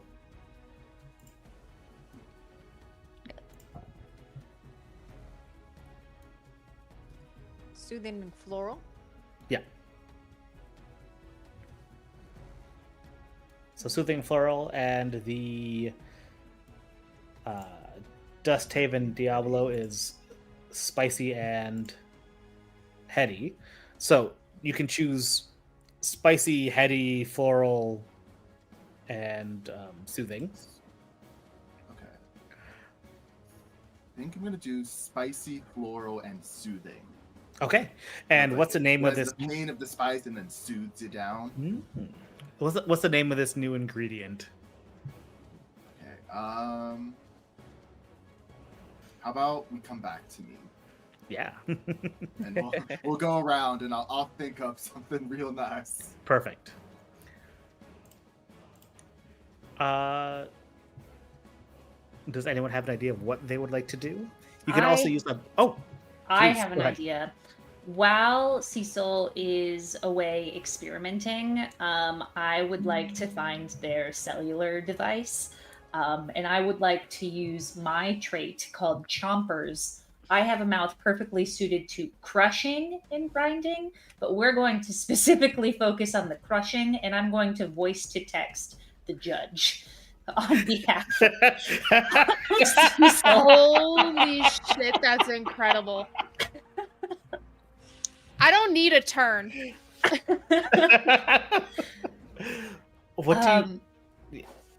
I'm just going to channel my inner Cecil and start texting things I think that they would say, very flirty-like. But again, I'm using my mouth to text to speech. But I am like saying, comma, period, exclamation point, winky face emoji, eggplant emoji, all of the things. This is a cooking competition. Get your head out of the gutter, Dan. Jeez. I just don't like eggplant. I also don't like eggplant. I don't know what you guys are talking about. Eggplant's delicious. Bad vegan. I don't like eggplant and I don't like mushroom. Damn. Oh, Yeah, it's rough out here. Mushrooms are just chewy. Ugh. There's so many Parmesan different kinds eggplants of- are really good. There's so many different kinds of mushrooms. And I don't like any of them. Oh man! But what I do talk about with this man bug is whatever this man bug, whatever they were like last talking about, because I could overhear them as they were continuing their walk throughout the garden. And I was dance communicating to you what we were saying too. Yeah. Would you like an advantage or a piece of information? I think a piece of information. So, in this back and forth, via text, it is revealed that Fremont Napoleon doesn't really like earthy flavors. Everybody stop what you're doing. We're not doing earthy flavors, right? The squash is earthy. Yeah, we need to fix that. We need to fix that right now. we can change got when we cook it. We can change the flavor out. Good, because Fremont Napoleon does not like earthy flavors. And Cecil now knows this. That's like half of our flavor profile. Well, It doesn't have to be. we can fix this. How? Think outside the bun box. If I were to do a roll, would I be able to dig up what kind of flavor? What kind of flavors he would like instead? And just above table as well, right? Like when we mix the ingredients together, and also which would include like the top hat, squash, and anything else. Not every single flavor will get into it. It will just, we can pick. Every single flavor goes in. Every single flavor goes in? But Okay. you can, while you're cooking, combine ingredients. So that is an opportunity to. So that's try- what it was. So you can combine the ingredients and remove flavors. Essentially, because you choose 3 out of the 4 possible features. Okay. So if you put the top hat squash in with something else, you don't have to choose Earthy. And you just need to make sure that when we get to the cooking phase, that's the action you take is like combining ingredients as opposed to like adding it to your main meal. And I have my spatula that can change flavors also. So Yeah, I think even if we don't combine it, So the spatula, you can swap sweet and savory, spicy and sour, and peppery with fresh. okay, it's only those ones. Okay. Yeah. Oh, okay, it's cool. Never mind. But we can combine stuff. It's fine.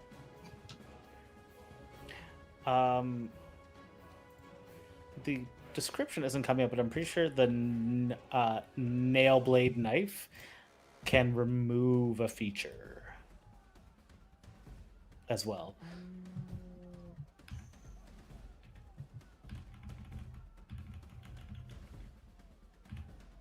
As I look through.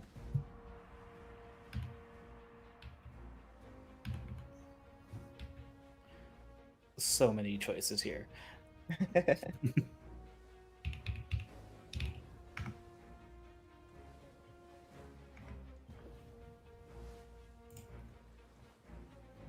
We'll say that's what it is. You can chop something in half, and then you get like 2 ingredients with 1 feature each. Because I believe Rosie has the nail blade knife. That's a bad idea. Who gave her that? What do I need to chop? Sing. I have a question about a favor owed. Mhm. So now that we have this information, does this work? 1, do I get to decide who owes me the favor, or do I owe a favor? It is your piece of gossip. Awesome. Okay. Somebody, because we got a letter. We got a letter about stuff, Mhm. and that person who delivered the letter is involved with the like running of things. Yeah. Okay. So I think that person owes me a favor, because I went back home, got some more of the Dust Haven Diablo, and turned it into a special item for them before. And what I would like to use that favor for is for them to go to my cousin and them and say, hey, you know, I don't know how I want them to present this, but I want them to say, yeah, the judge loves earthy flavors. Like, wants to be like, hey, this is his favorite fucking flavor. Like, maybe perhaps the man owes a bunch of people favors, and my favor is him pretending to repay his other favor from my cousin and being like, look, the guy loves earthy flavors. Big J's got your back, all right? Yeah, like, hey, Big J, listen, you do this for me, we'll call it even, and I'll get you some more of those Dust Haven Diablos next time you need them. No favor needed. All right. See, this is why I love you, because you're always looking out for me, and you know what? I'm gonna look out for you. I'm gonna look out for you. Grab the back of the head and just on the top of the forehead. So much Big- thing going on. Baby is so affectionate. Big J flits off, and they're gonna make sure that the Clunker's Jar knows that the judge loves earthy flavors. I've come up with a name, by the way. Okay. I think because it's spicy, but it's also floral and soothing.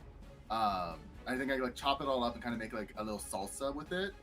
So I'm calling it's Diablo's Love Salsa, because it's like love. It's spicy, but it also soothes, you know. And flowers are like love, you know. It's perfect. It's perfect. I have nothing else. It's a veritable love bug season around here. Exactly. All right, so we've had 3 moments, so we have 2 more. One for Rosie and one for Scylla. What do I need to do again? It's like a little montage, so you're gonna have a moment on camera, so you can combine 2 ingredients. You can get an advantage of some kind. You can just have a lovely little moment. Has anything been done with the stuff? Has already been done with the ingredients and what we're cooking, right? So it looks like there Not was with this the salsa. top hat. Nothing with the top hat. Okay. Yeah. So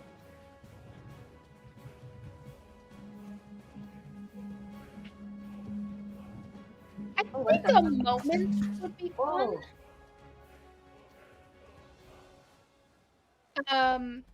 I lost my train of thought because there was an echo of something. Yeah, there was something. There's an echo of something there all of a sudden. It might be. It was you, BJ. I think it was the water bottle. The silent.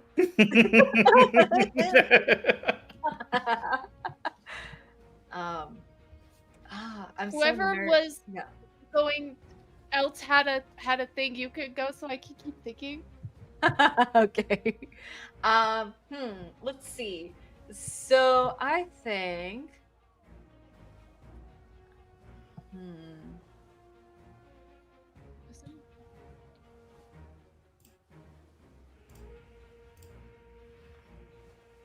Oh, I think. Oh, I remember. go. If you thought of something on, because I was just gonna say that Scylla would probably set up because does the judges come like to mobile kitchen? Okay, I think Scylla would maybe set up the adjustable seating that we have. That's part of our fittings. So pretty much setting up the area where the judges would come to eat, and make sure that it is not only presentable but also very alluring.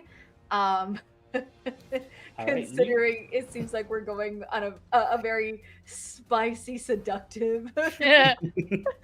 So, take yeah, on you'll- this. since you've got the seating arranged just so, you'll get an advantage. So you give that advantage a name, like seating has been adjusted. Candlelit dinner. Candlelit dinner, perfect. And so you'll be able to call that in anytime. Yeah.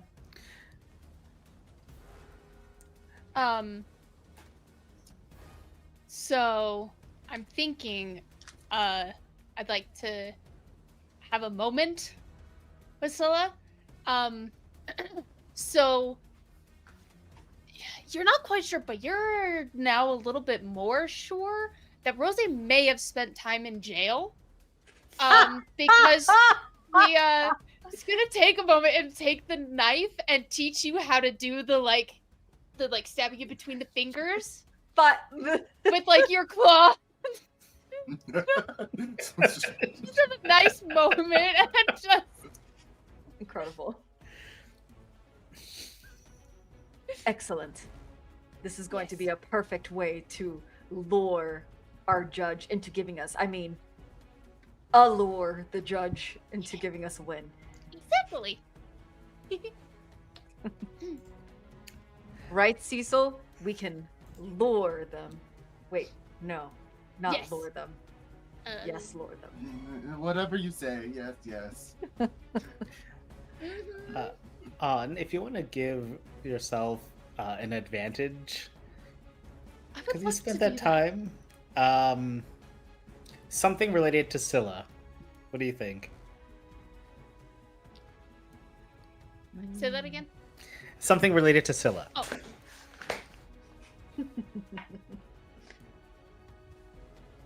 Oh no. Celebrity crush. Probably end up giving us like a like combining our names like a ship name. Rosilla. Rosilla, yeah. There we go. All right, that's an Rosilla. advantage in your back pocket. Heck yeah. All right, with that, we will bring our little interlude to a close, and we will go into our Act 2, our Cook chapter.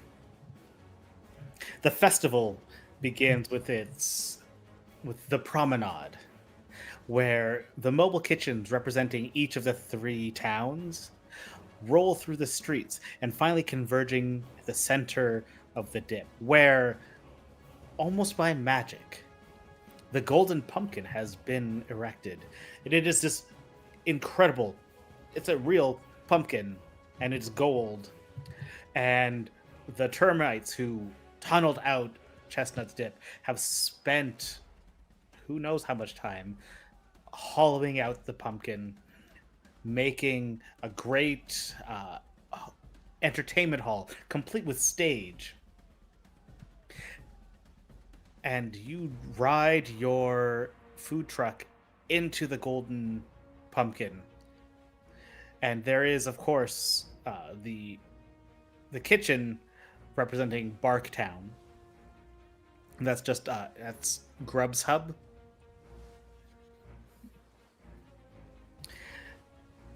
And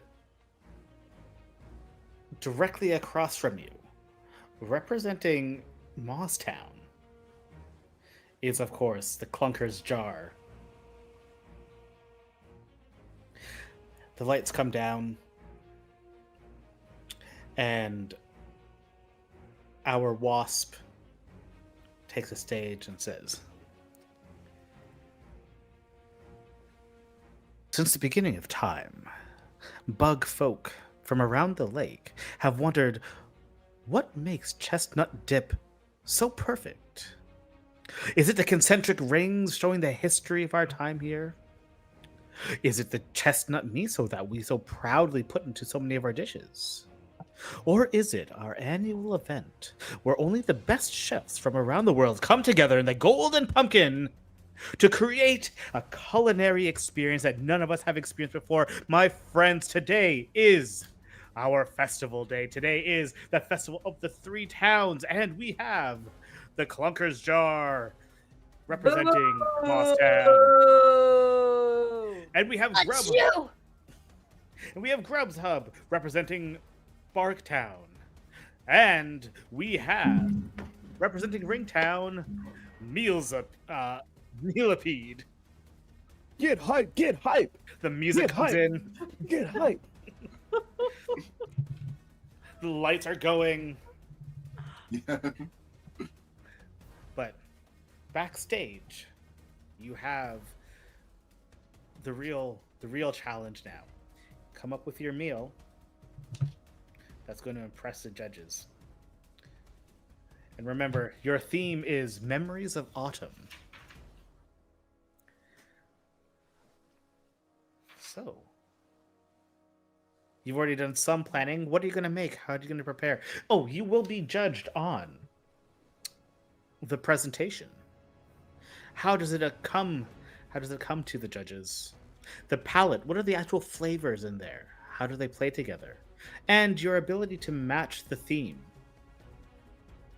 All of these will be judged on a scale ranging from C, B, A, and maxing out at S.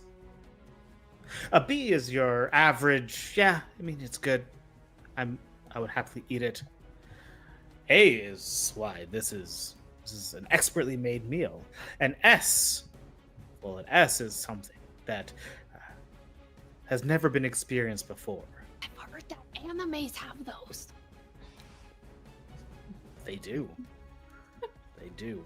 English also has an S. S tier.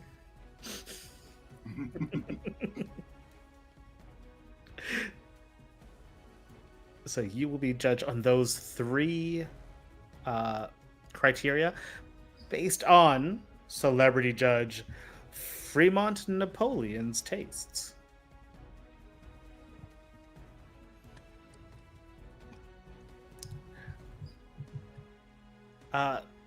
From each of you, what's the one thing that stands out to you most about the golden pumpkin?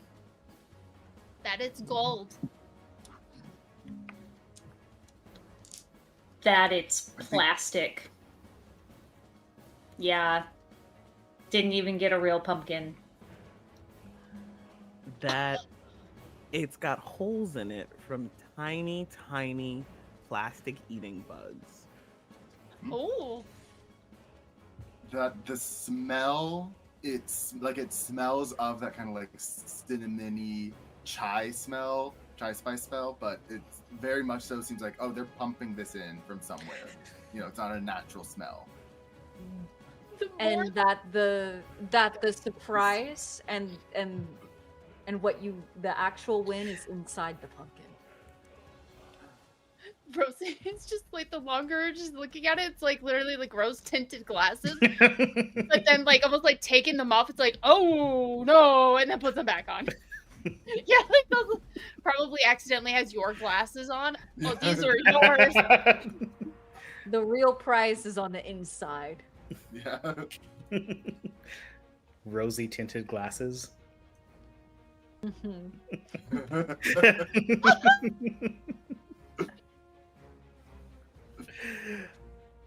All right, take like max 10 minutes. Discuss the meal you're going to make. I have an idea. So when I was talking with Fremont the other day, he asked me about what I liked about autumn and my memories, and I really honed in that I loved the community aspect of it. And I think we should really drill home into that, bring things from different communities together into one dish. Does that make sense? We should also use the ingredients that were created, that we mixed together, Yes, so that yes, we of can course. maximize all of the good flavors that they are looking for. And perhaps in the presentation, it can be, whoever is in charge of that, maybe bring part to the community and family and sharing. I could also go commit crimes and sabotage the other teams. I don't know how much community that sounds. Maybe instead of crime committing, maybe we ask them to eat with us. Maybe that's the community portion. Okay. I like where your head's at. Just maybe we need to go to like Hell's Kitchen next. Family style eating. Big presentation. Rosie wipes off the like black marks that she'd put on her cheeks. Shared amongst everybody. Okay, Underneath are just black stripes. Yeah. And now the presentation, are we going to make this like a multimedia eating experience where there is some like leaves that we throw in the wind and maybe have some fun color changing? Because I think I can help with the color changing mood lighting aspect. The mood lighting is That would be a great way to get them hyped for our dish. Kachow, I think, yeah, you and me, we could definitely get that covered, and it'll look great. And boom. Now, do you think that you could sing a song? Yes. Okay. When I think of fall and harvest time, I think of the 21st of September. Do you remember? And she sings in the worst tune possible. When I was. That works too. You know, emo is always in here. I'll think of some options and I'll run them by you. Incredible. So, presentation. And then, of course, making sure y'all feel hype and good. If nothing's going to go wrong, but if it does, it's all good. We can come back from anything. Rosie puts away her knife. I'm so sorry, I had the taste for blood.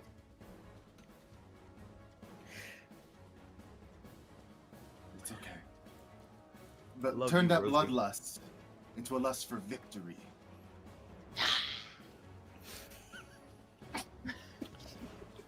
The most threatening bumblebee I've ever met, and that is saying something. Poops out even more. And maybe gets All in the just anime everywhere. eyes she was talking about.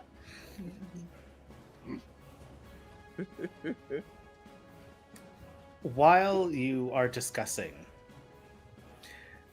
you hear some scuttling coming from around the mobile kitchen. So, you really think you're going to win this one? A gross foot kicks in the door. And this thing just kind of wiggles in, smoking a cigarette. Ugh. That's not how you open doors. You punch holes in them. Yeah, normally Also- I would say Yes. everybody stop what you're doing, and if you just don't talk and don't move, they can't see us. But you're not gonna smoke in here. Rosie, get him. Brings out the knife and flies towards him. Who is this? I have no idea. Who is Rosie about to attack? It's Who am I about Dunbar. to accidentally kill? It's Dunbar, that's what I thought. It's Oh. Dunbar. I was gonna say they kicked down the door. It's somebody bad. And they're smoking Yeah, in get our out of here with space that. without Our asking. kitchen? How dare they? Ugh. Mhm. If it's not You Mary do that out back Jane, by the dumpster. get out. The dumpster is where you get all the flavor. Trust me. I'm actually flying towards him with a knife. Like Ferber. Okay. Message received. I imagine the knife cuts Like- off the lit part of the cigarette. Oh yeah, and then I move it slightly so it's like right by his cheek. Golly. You know you have one of those on your butt, right? You have a butt for a face. Move along. Wow. That's, I thought we used to have a good thing going. Yeah, we did Cecil. until you decided to cut that thing into a million pieces and throw it into the wind, and then fart on it. Get out of here. You have the confidence of a much taller man. Listen, That What? just because the tropical cockroaches get a whole lot bigger than those of us from temperate zones doesn't mean a thing. I can still cook. Back up! He instinctively tries to smoke the cigarette, realizes it's still out, and just flicks it away and says, "Good luck out there." Ah. our one and only date was subpar. Oh, Got him.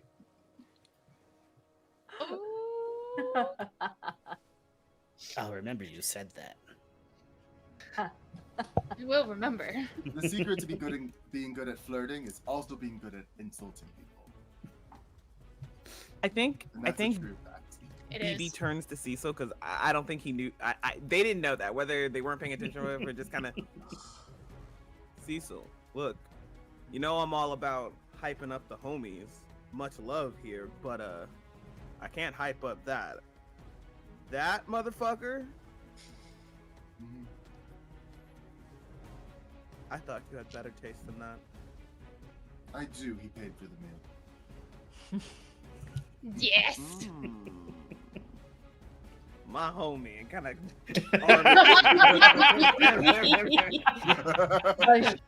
A chef took you out for a meal and didn't make a meal himself. Disgraceful.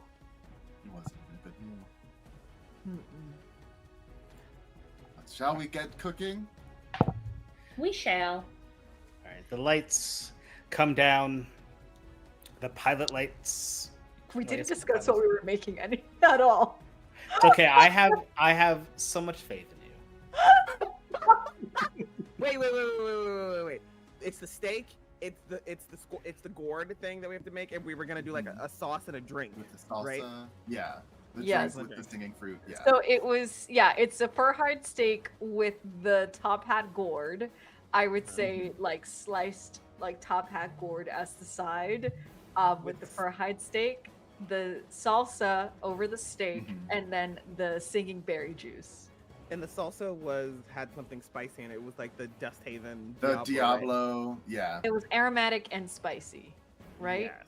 That It was was a mix. floral spicy. Floral.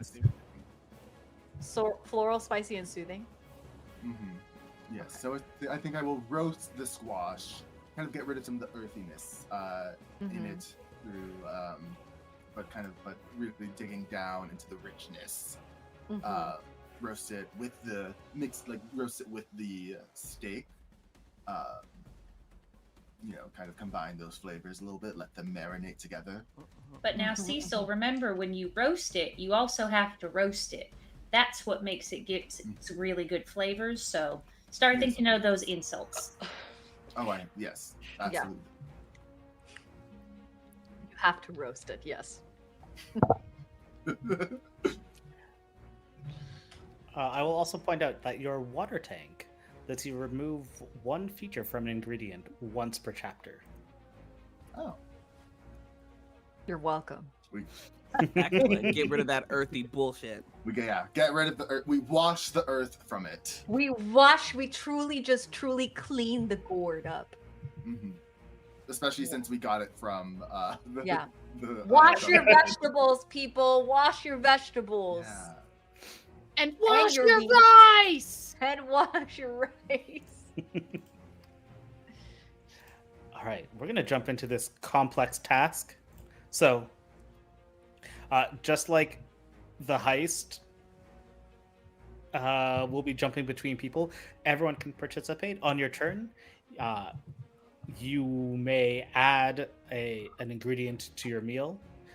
If you add it to the main dish itself, it'll get all the features. But if you're doing some other kind of side prep, like you're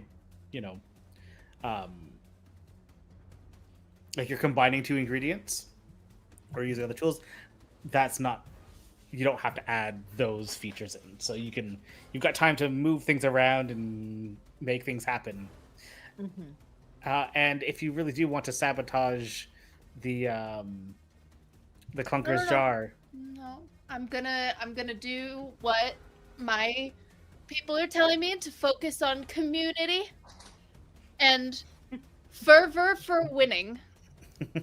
They may have to on occasion pull on my apron to pull me back into our kitchen Mm-hmm. just because I just just go nope. Whoop. But all right.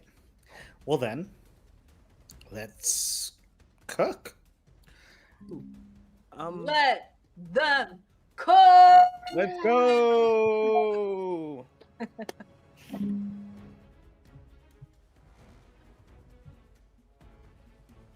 So not relevant in this moment, but so you said we do stuff on our turn.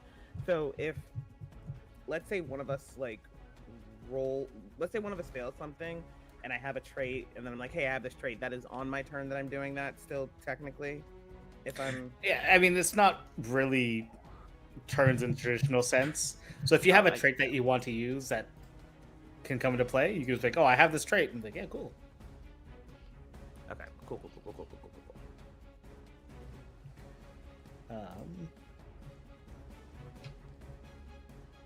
I Yeah. would like to go last because I'm going to use my stink chamber to add some aroma to the meal to help with the overall ambiance and lighting situation that me and Bebe are working on.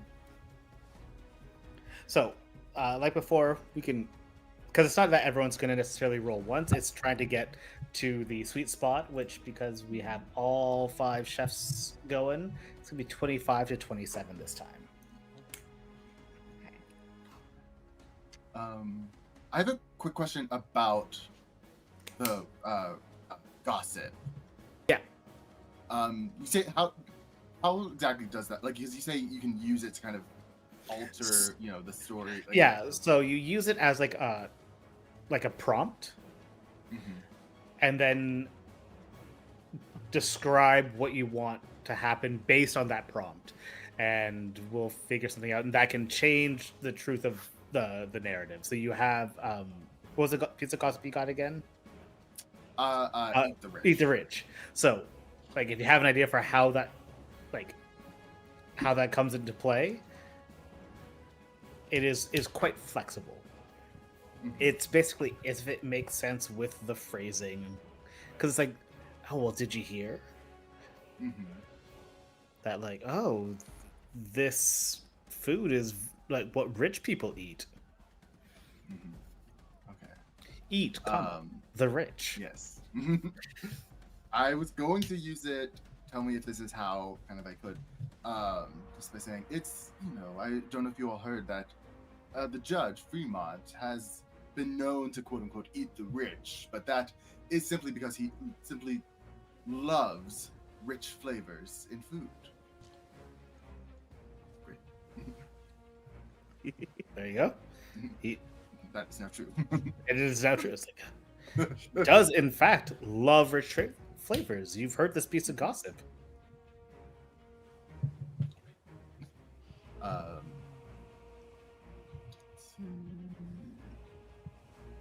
Rosie will kind of just help with whatever anybody else needs. She herself isn't like a full chef, but it's kind of like a jack of all trades and is able to just like assist with everyone. Yeah, sous chef basically.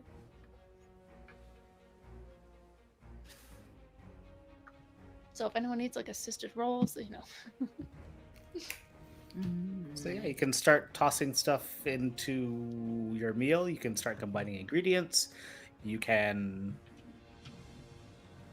start writing a song. I think Diesel's gonna start combining some ingredients. And he's gonna combine in my inventory. I have the bergamot oil as well as Fairy Bell. And I want to combine those to make like a little bit of like a sauce to go on the steak as it cooks. Combining the bergamot and the Fairy Bell to making it bitter, juicy, and crispy. It's like a juicy steak, but also with that crispiness, and also with like a bitter aftertaste. Rust. Yeah. Yeah. So I'm going to ask you to keep a track of that, just what features you've combined. But I'm going to ask you to roll surprise because you're fusing flavors. Let's see. All right. 5. All right. We're starting with a 5. What else is going on in the kitchen right now? I think that I want someone to ask me about yesterday's special. I think I'm literally just gonna like walk up to Bebe and say, Bebe, remember yesterday's special? Yeah. You want to ask me about it? Ask me about yesterday's special. Okay. I think as you come up to Bebe, he's like very clearly like in his head thinking what song to sing when this all happens. Yeah, tell me about yesterday's special. Okay. Well, it was so rich and aromatic and just absolutely delicious. It felt like rose petals just falling all around me. And then I think that she's going to like pull her finger and she's just going to like secrete this like pheromone that she bottles up into a perfume bottle. That when the judges are eating, we can spray for the ambiance. That's it. The game's over. Yeah, great. That was phenomenal. All right.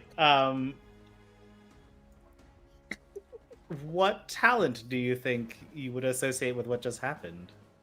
I think that that's going to be a secret surprise that I'm unveiling Yeah.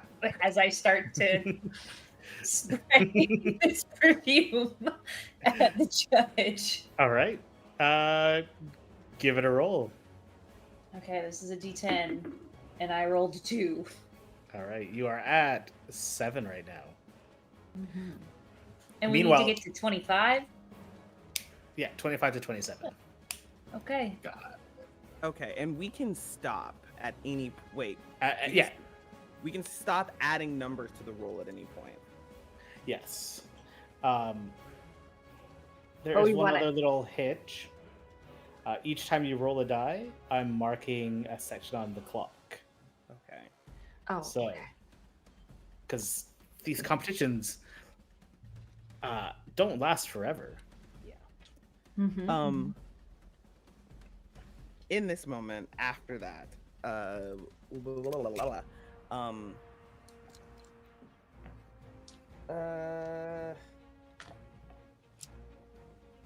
BB is all right. How am I gonna? Is like kind of hyping himself up.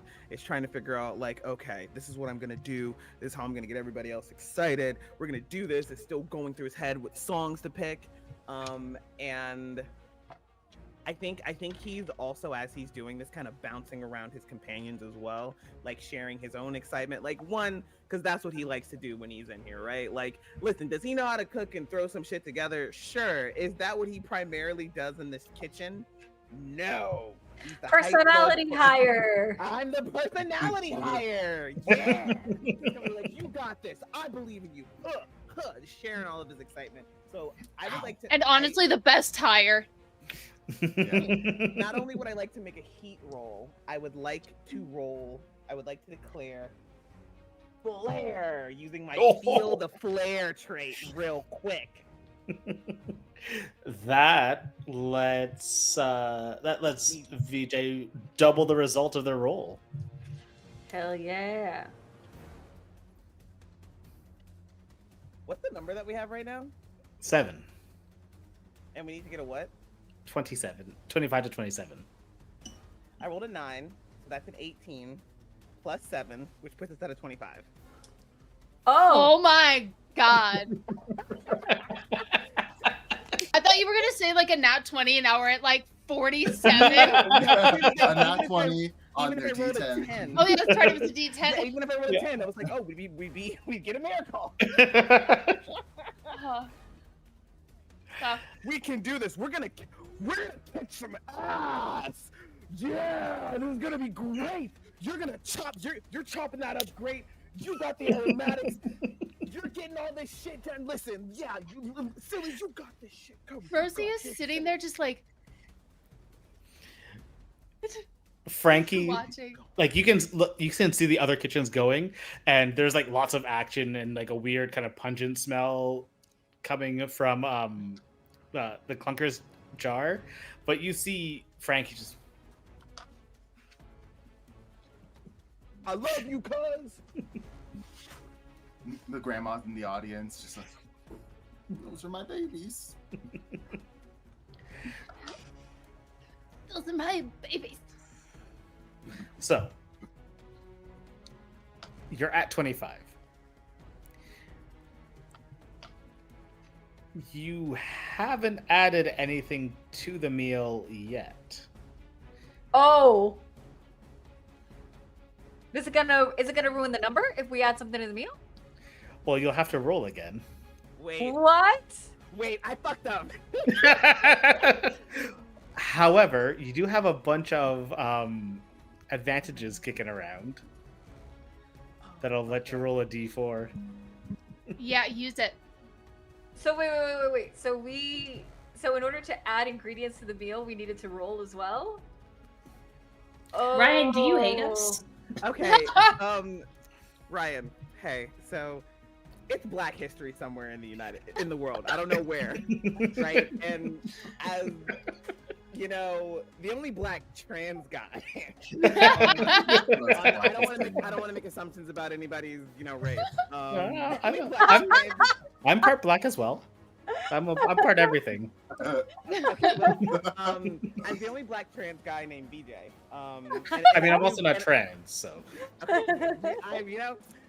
Mistakes were made here. I misunderstood a little bit. So could I take back that 18 and just keep the 9? I feel like Bebe just, gets a little excited sometimes.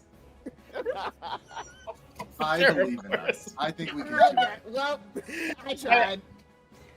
No, I'm not gonna punish you for not realizing how this brand new game to you works. Yeah, take the 9, of course. Thank you. Okay. So Ryan is so kind. He All could right, have just boy. been like, Ryan, well, he did it. Ryan, I love you.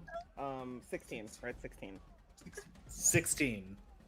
But chat, here's the thing.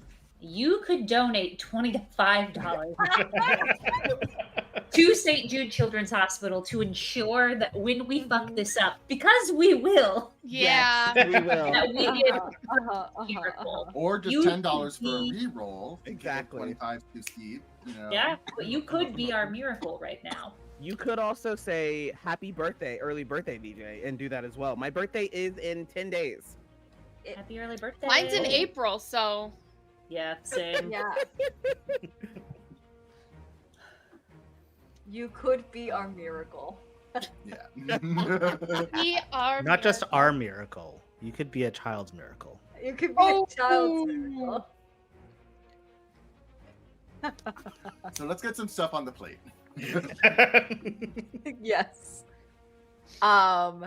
So then what is it that we have to roll to get stuff on the plate? That depends on your description. So Okay. the talent you use should influence the one that you want to use will influence how you describe what you're going to do. Didn't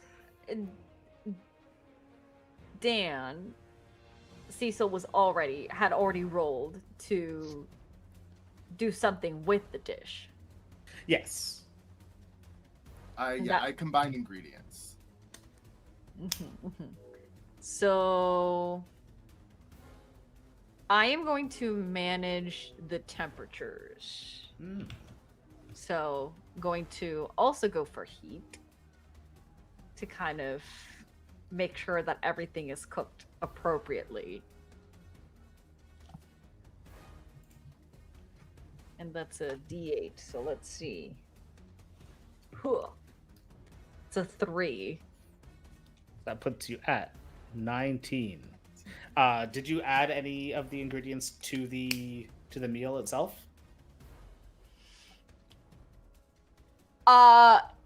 No, because I said I was just saying managing the temperature.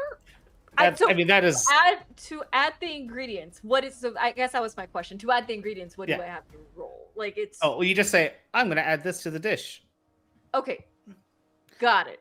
And then you might say, because So- you wanted to roll with heat, it's like, oh, well, I'm going to start grilling the steak, but Yes. Yeah. Okay, got it. So we'll do the steak and then make sure that the temperature's perfect.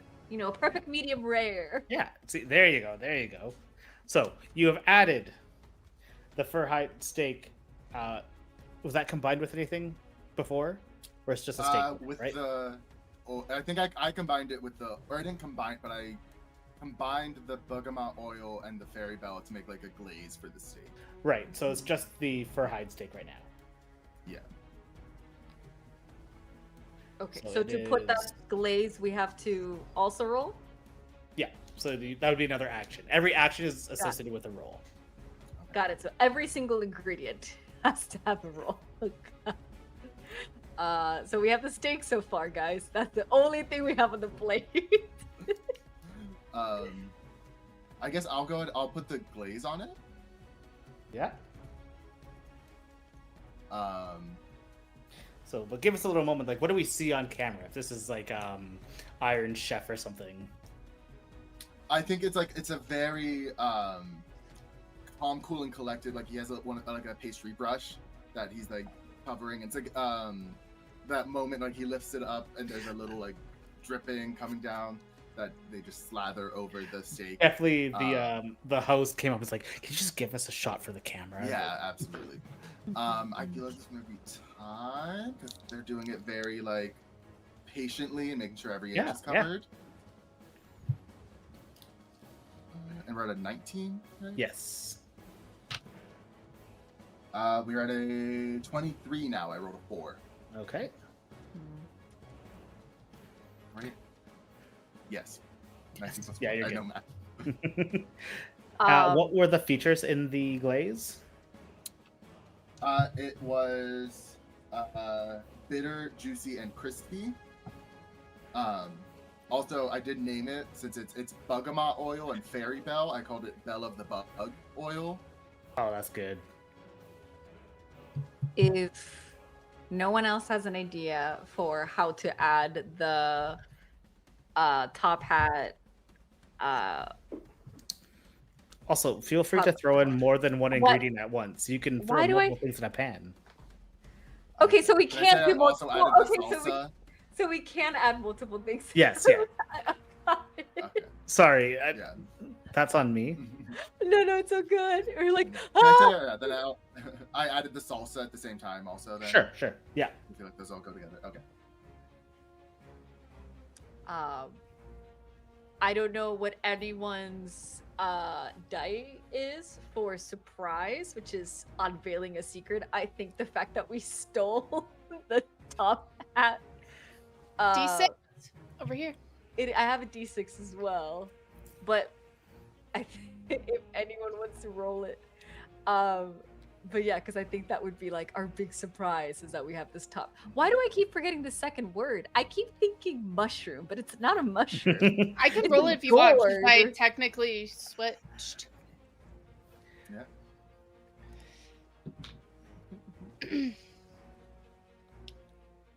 So, got a 4? Yeah.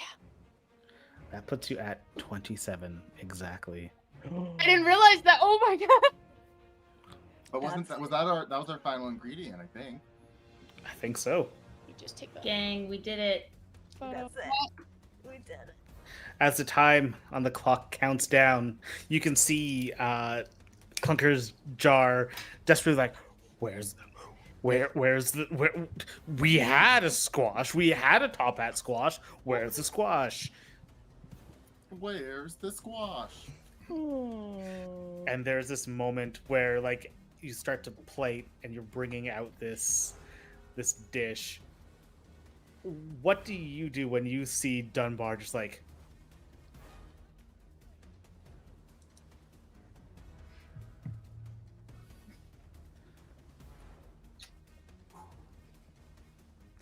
I That is actually the correct snatch answer. it out of Cecil. Like Cecil like blows the kiss and I snatch it and I throw it on the ground and I stomp on it. Fremont's like, oh, Oh no, that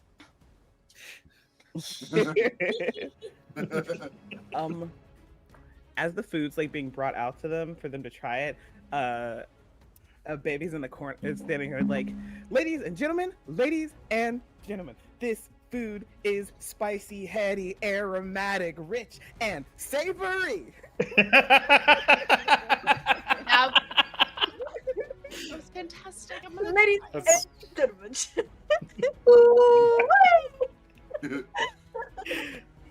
I am spraying the perfume and lights are going on and off. I'm just really trying to help set that mood of community. Yeah. So we're at the judging, and Fremont goes over to to Grub's Hub, and eats, and it's like you've certainly captured the idea of autumn here, but I feel like I've seen this before. And then goes over to Clunker's jar. It's like, I thought that the theme was quite obvious.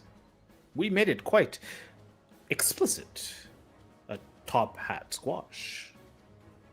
And you can see the stuttering and the explanations coming. I'm sorry, but without a top hat squash, I cannot, in good conscience, even consider this meal. You are disqualified. I feel bad. And then Fremont comes over and says, please tell me about your dish.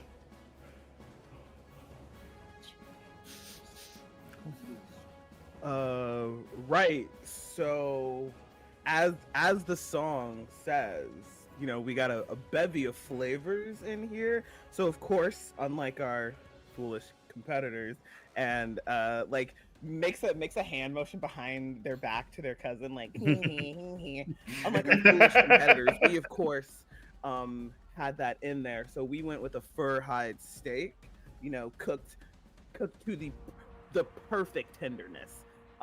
We got this we got this glaze going on here, and this little in the salsa as well, and we didn't make the drink, so kind of rushes over into the fridge, opens it up, and takes a second and pulls out 3 drinks. This something to help clear the you know, help you with the heat afterwards, and has something that complements the taste. It's not the singing, but you know, there's something in there. What the main thesis of the meal?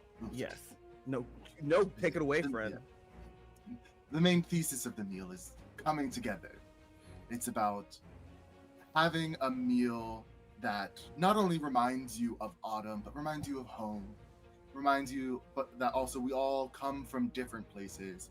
But when we come together, we can make something absolutely delicious.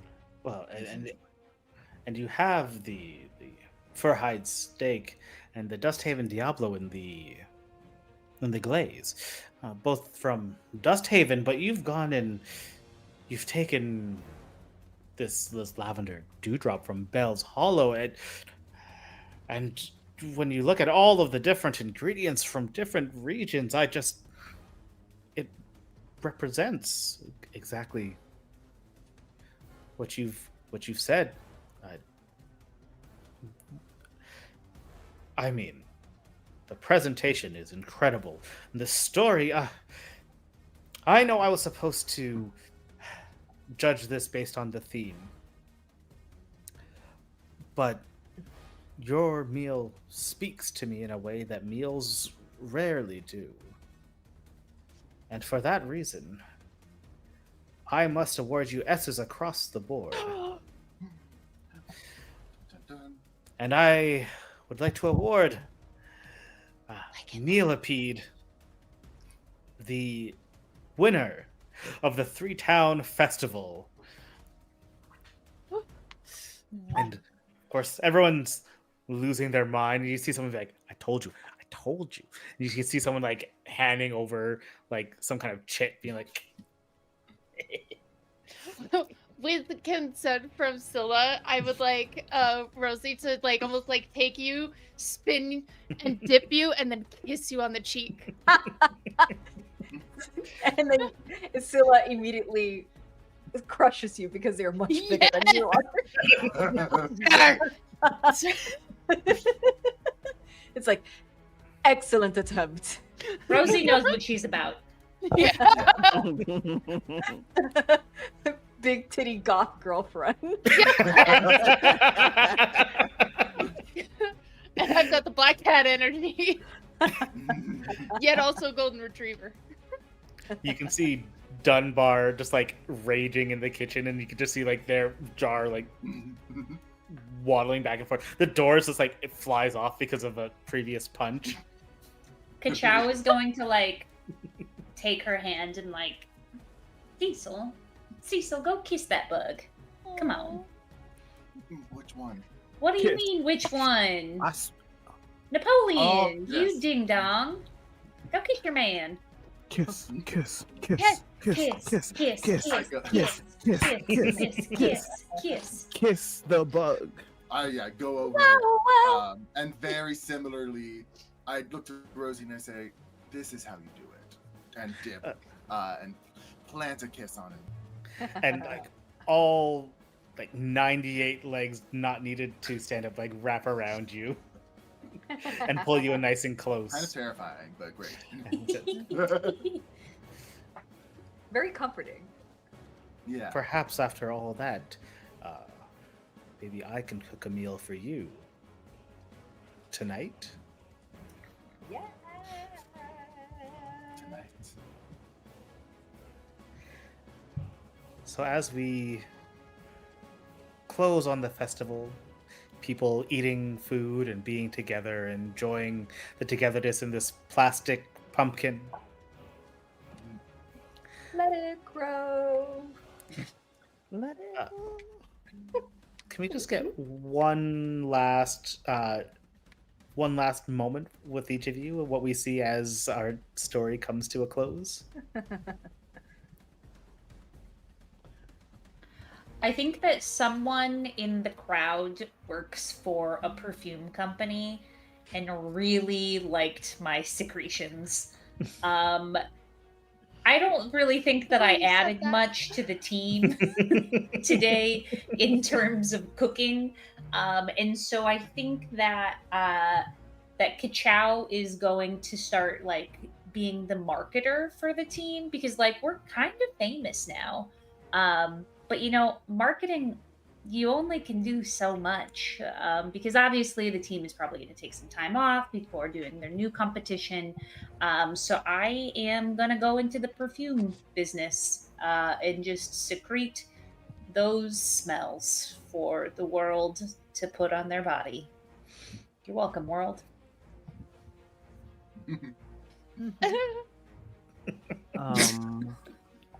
I think BB pulls their cousin aside and just like, hey, look. There was a bunch of sabotage involved with you guys, but you know you deserved it for fucking with us. So how about while the whole gang's taking a break, you and I go, hopping around towns and some cooks places and stuff, and we cook up a storm. All right? Yes. All right, cool. Yes. Mwah. Love you, little cuz. Because, Noogie right there. we could always just do like our own little side gig. Okay, And- yeah, but it's got to stay side state for now because we just got S's across the board, and we're gonna have to Yeah, I know, but Dunbar's being kind of, and I feel like the conversation trails off, but you can already like, Frankie's like already pulling out like a notebook and like, man,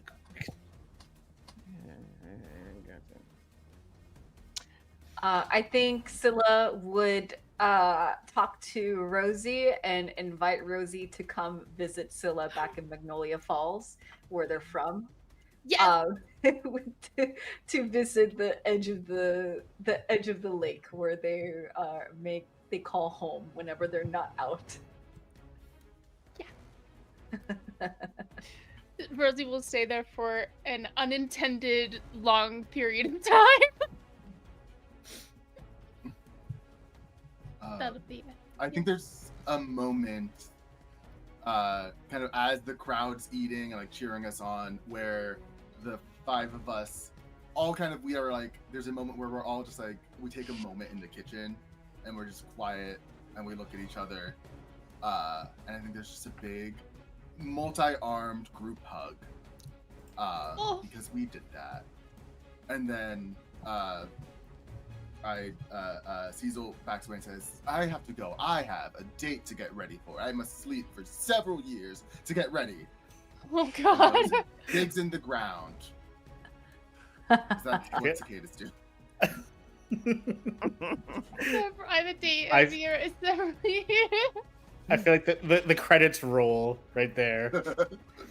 In the after credits moment, it's like favoritism and competition. It's a tabloid, and it's a shot of Fremont and Cecil.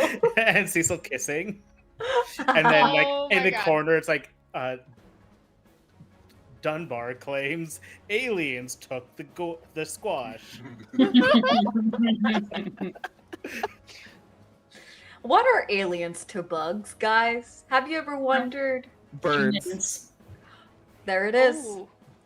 There we go. That's an answer. Ooh. Incredible game, everybody! Yay! This is fun. This is fun. Amazing. And incredible game, Ryan, that you made. Yeah. Thank you all for playing. That was a lot of fun. I love Before your chaos.